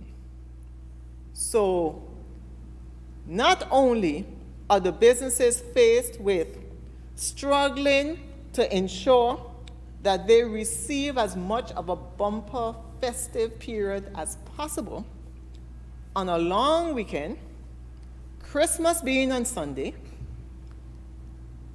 2 holidays on Monday and Tuesday, and being told that they have to submit this information by Tuesday in order to qualify. Again, Madam Speaker, we have to give due recognition and respect to our businesses. We cannot expect that our businesses are running a 2x4 shop where they can just run and pull together the information and submit it. There's a lot of systems in place. The businesses are dealing with the busiest time of the year. And why is it that 5 days before this is due to come to the House, the businesses are receiving a letter stating what they have to do and referring to a letter from 5 months before? So while we stand up in this honorable House and we appreciate all the measures that this government is taking in relation to our public sector, you have to give consideration to the private sector and understand that they need time to be able to comply with these types of things. You cannot send a letter at the last moment and come to the House on the following Friday and say that you're going to put something in place and send us the information from before. It does not bode well for an administration who is supposed to be organized, understanding the role that they have to play, and putting things in place from before, as opposed to rushing to the House after the House has technically closed off. We all said our farewells and our goodbyes, etc., to each other for the Christmas. Because I don't plan to see certainly any of the members on the opposition side, and definitely not members on the government side, in this honorable House before the end of the year. But we are back here, Madam Speaker, and what could only be described as a last-minute regulation. That obviously when we were here in the House on the last occasion, this could not have been contemplated. Because if this was contemplated, we would have known from before that. And so this came at the last minute. But like I said, Madam Speaker, at the very beginning of my presentation, the honorable members of opposition are elected representatives. And we're elected to serve. We're elected to represent the people of Anguilla. And when it is that there is something that is necessary and good for the country, as delayed as this is, we will be there to ensure that we give our views and we give an accounting as to our stewardship. And so, Madam Speaker, the letter of the 23rd of December, which was last week Friday, continued and said merchants are required to provide written confirmation along with the supporting documents attesting to the removal of the IGT tax on relevant stock on hand held at 30th June 2022. Merchants must provide evidence to the satisfaction of the Control of Inland Revenue, a systematic repricing of stock on hand to remove the IGT on or before 31st of July 2022. Evidence should clearly exhibit a reduction of prices and may include reports from electronic and point-of-sale systems. And these confirmations with supporting evidence are to be supplied to the Comptroller of Inland Revenue by 27th December 2022. Your cooperation will be greatly appreciated. Best regards, Ms. Kathleen Rogers, Mrs. Kathleen A. Rogers, Permanent Secretary of Finance. And so, this is what the businesses were faced with last week Friday. And this IGT remission regulation is what we come to the House, 5 paragraphs. And my question, Madam Speaker, is could not these 5 simple paragraphs have been prepared from before? Could they not have come from in July? Or even come earlier? Or even allow more time for the businesses? Yes, we want to close out by the end of the year, but that's done in only consideration of your perspective, of what you want to do, your agenda, but not in consideration of the people who are being affected. And the reason why, Madam Speaker, we are all so passionate in this honorable House, the members of the opposition on this, is because ultimately, this is not just a piece of regulation that goes on a file, but this is a piece of regulation that, if implemented or had been implemented properly, the people of Anguilla, the indigent person, the person that would want to hold on to as much money as possible from their hard-earned earnings, would have been able to benefit from this when they go to the grocery stores. And they would not have had to have been subjected to 9% and then 13% under it. So this regulation has real implications for the people of this country. It has real implications for those of us who go shopping every day and find that our $100 EC doesn't spread the way it used to, who have to look at prices of goods, where before you had the luxury to buy an item, you have to look at the item and put it back. And I know, because I'm talking about from personal experience, Madam Speaker, I know for a fact. I may decide that I want something, and I pick it up and I go to the store and I see the price. Oh, okay. But today, I see the price, I ask first before I cash out, what's the price of this? And there are times when I put it back because I cannot justify the price that I'm paying for something. And it's not to say it's at a business place that someone may consider to be taking advantage, but it is the ordinary Anguillian business that is simply trying to continue to make ends meet. They have to pay for the cost of electricity. Because when I mentioned in the November 17th EXCO minute, there were measures that were provided. ANGLEC, cost of living crisis, ANGLEC customers shielded from rising fuel costs. The businesses were not shielded.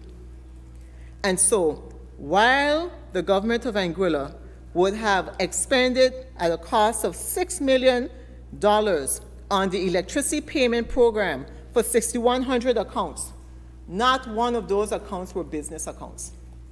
So while the individuals were benefiting from the $500, of course we have complaints because they say, you gave me $500 this month and you take it back next month because I have to pay twice as much with the electricity costs. So how long is that going to go for? How much longer is the government going to expend in giving electricity payment program payments, and then it is only a short-term fix for what is a long-term problem? And so the businesses have not benefited from that. We talk about the food voucher program, assessed by 857 persons over 70 years and cost of $428. The extension is forecast to cost $450,000 EC. The businesses have not benefited, other than the fact that the vouchers are given to the businesses. The businesses have not benefited from any voucher program. And so the businesses have had to endure all of the price increases, every inflation, every cost of increasing goods. They can tell you that when they're importing now, even the basic cost before importation, before travel, is more than what they were paying before. And that is a reality. And the businesses have not been able to benefit. Now, we may think, some of us in this honorable house may think that businesses have money. And I think that that is being very naive. And it is being very limited in our mindset. Because a lot of these businesses, especially family-owned businesses, stay with it because of loyalty from their customers. And we all know stores that we would visit more so than any other. You have a list of stores you go to. You first go to one, then you can't find everything you need. You go to another, then you can't find everything you need. You go to a third one. But there's an order that you go because of who you're familiar with, who's working in the store, the family-owned business, the cost of the goods. So various factors will impact who it is, which business we go to, and we fraternize, and we patronize more so than anything else. And so we have to understand that we are in a country where our businesses, our community, our public servants, we all are working intertwined with each other. One is not separate from the other. We are all intertwined, and we all have to succeed. We all have to benefit from whatever it is that we have in this country. And government in particular has a specific obligation to make life better for all Anguillians, whether you are a business person, whether you are an individual, a mother with 2 children, a single mother with 2 children, a hard-working family where mother and father are in the house and both of them have full-time jobs and are still unable to make ends meet. Whether you are a public servant, because when you get your paycheck at the end of the month, you still have to go to shop. And if the cost of what is in the stores are high, your paycheck is not going to spread as far as it could. And so it is incumbent on the government of this country to ensure that all of the wheels of the economic engine continue to turn, and that there is no preference for one sector over the other. We all live on this 34 square miles, and we are all impacted by what happens. And so it is necessary that consideration be given to each and every sector, and I dare say to each and every person in this country. And Madam Speaker, when we talk about the GST registered businesses and the goods and services tax, I remember the Honorable Member for Island Harbor made mention in a previous House that there were amendments that were made, and that with the GST, and that further amendments will be made.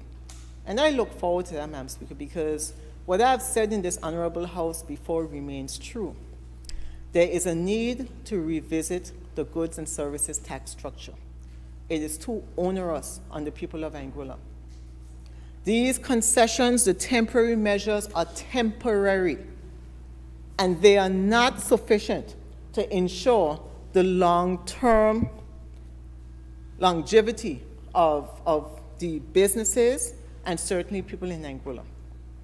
And so we need to get to a point where there is a balance between our tax structure, the taxes that we impose that the ultimate consumer has to pay, and the ability for our consumers, our individuals, the average Anguillian, the resident of Anguilla, to be able to make ends meet in Anguilla and to stay in Anguilla and contribute to the development of our country. And so all of these factors have to come into play, and the government has a very difficult role, because you can't focus on one aspect without considering all. And if you only raise one and you allow the others to fall, you impact your economic activity. You impact the economic engine of your country. And so it is a balancing act to keep every ball in the air at the same time to ensure that you are developing your country, that there's progress for your people, that while it is that you're building your government coffers, you are also building your people, and you have given the people of your country the opportunity to succeed in Anguilla, not to make it difficult for them to make ends meet, not for them to consider that it is easier for them to pack up and build another country than their own country. And so there are always all of these competing factors that come together. And so, Madam Speaker, just a couple of things I want to say in addition. How much time do I have? 10 minutes. Oh, okay, great. All right. Just a couple of things. I have made mention earlier of the phase program, explaining to the general public the interim goods tax, how it came about, why is it that it has now been subsumed as part of the goods and services tax? And I want to make reference to the MOU, the Memorandum of Understanding that was passed, that was signed by the former Premier on June 11, 2020. And that MOU, of course, at the beginning of it, it talked about in order to assist the GOA to tackle the impacts of COVID-19, the FCO will make available a sum not exceeding US $37,037,037 to the government of Anguilla as emergency financial aid to support the government's revenue. And one of the provisions on page 12 was that the government commit to maintaining progress in implementing a goods and services tax, including the Ministry of Finance's preparation and the Permanent Secretary of Finance's agreement to a white paper and a draft bill and regulations regarding the implementation of GST phases 2 and 3. And again, this ties into the previous understandings that the previous government of Anguilla had with the UK. But what I found interesting, Madam Speaker, that I wanted to bring to the public's attention is that it has been stated, and there's been a back and forth in this honorable house about who passed GST and who implemented it and where the tax came from and who brought it forward, etc. And I don't intend to go into that, Madam Speaker, because we are beyond that stage. But what I think is important, Madam Speaker, is that the MOU that was signed on the 11th of June 2020 made reference to the permanent secretary agreeing to a white paper and a draft bill and regulations regarding implementation of GST phases 2 and 3. And I have in front of me, Madam Speaker, in fact, on the 5th of June 2020, a memo from the then Permanent Secretary of Finance, Mr. Dr. Aidan Harrigan, who happens to be sitting in this honorable house, Madam Speaker, as Deputy AG, Deputy Governor. And it was to the Premier, Minister of Finance, and copied to members of the Executive Council, elected representatives attending EXCO, permanent secretaries, financial advisor, PAS of Finance, Accountant General, Budget Director, Budget Officer, Director of Economic Planning, Chief Projects Officer. And the topic was proposed MOU between the UK government and Government of Anguilla for the UK emergency financial aid support. And the one thing that I could say about the former PS of Finance, Madam Speaker, is that no one can say that he's not plain spoken. And in this memo to the government and copy to all of these persons that I listed, he was as plain spoken in this as he usually is. And at page 3, it made reference to the entire document is in reference to the MOU, and at page 3, it says, Domestic Tax Item 3, Implementation of GST. And it said, in the Government of Anguilla's system of administration, Executive Council is the locus of policy decisions. Consequently, any policy decision regarding GST and the direction of GST are the purview of Executive Council. In the Government of Anguilla administration system, the ability of a permanent secretary to drive policy changes depends on the relevant minister to seek the consideration and approval of EXCO to move forward. In this case, as Permanent Secretary of Finance, I would respectfully prefer that I do not have the authority to agree to a white paper and draft bill or regulations for the implementation of GST phases 2 and 3, as that authority resides with Executive Council. And as I said, Madam Speaker, I've said in the past that the GST Act that was passed, because I've heard members of the government say that they met it and it was 17% and they met this and met that. And what the PS of Finance was saying at the time is that the MOU was requiring, and the Minister Hodge, single I know member Ken Hodge, we have made reference to that in the past, that there was a reference to the permanent secretary taking actions to progress the white paper and approving the white paper and a draft bill and regulations. And here it is, the former minister, the PS of Finance is saying, I do not have that authority. That authority is vested in Executive Council. And so because of that, there would have been no action, because certainly by that time, there was no ability by the government, the then government, to take forward any draft bill or draft regulations. And so the member, the former permanent Secretary of Finance is in this honorable house, and I would invite the members of this government if they need clarity, because there seems to have been there's a constant misunderstanding or misinterpretation as to what was left by the previous administration and what was taken up by this administration. And I heard the single island-wide member, Mr. Kyle Hodge, make Madam reference. Speaker,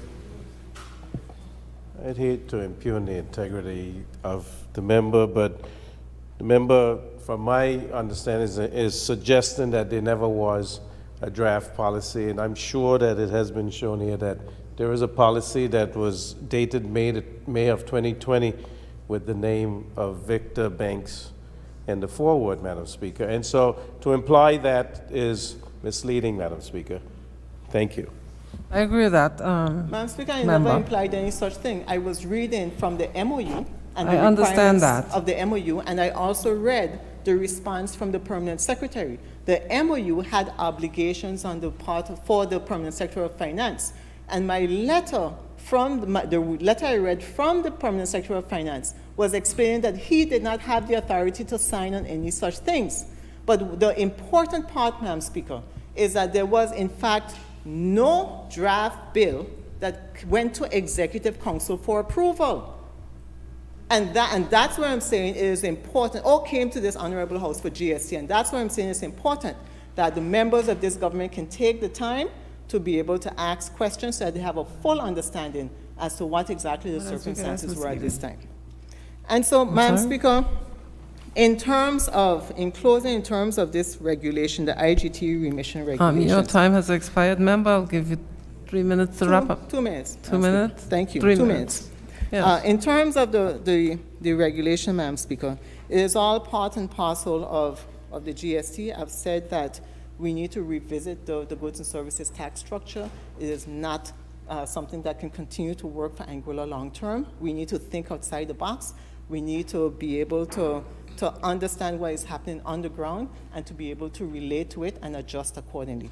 I will also say, Madam Speaker, as the member for Island Harbour has said in the past, that the GST will have additional changes. And so every act that comes before this honorable house is subject to amendment. They are living documents. And so there was a reference in terms of the labor law having holes, and I would say cheese, Swiss cheese. And I would say that if that's the standard to be applied, then the GST Act isn't just Swiss cheese, it's potholes. And so, Madam Speaker, large potholes. But at the end of the day, it's understood that as times change, as circumstances change, there's a need to revisit legislation and put things in place to accommodate Anguilla and the people of Anguilla in the future. Thank you, Madam Speaker. Thank you, member. Now I can propose for lunch, or do we continue? Please. Okay. An hour? Can we return at 2:30? Is that acceptable for all members? Yes? Okay, so this honorable house stands in recess for 1 hour. We will resume at 2:30. Thank you, members.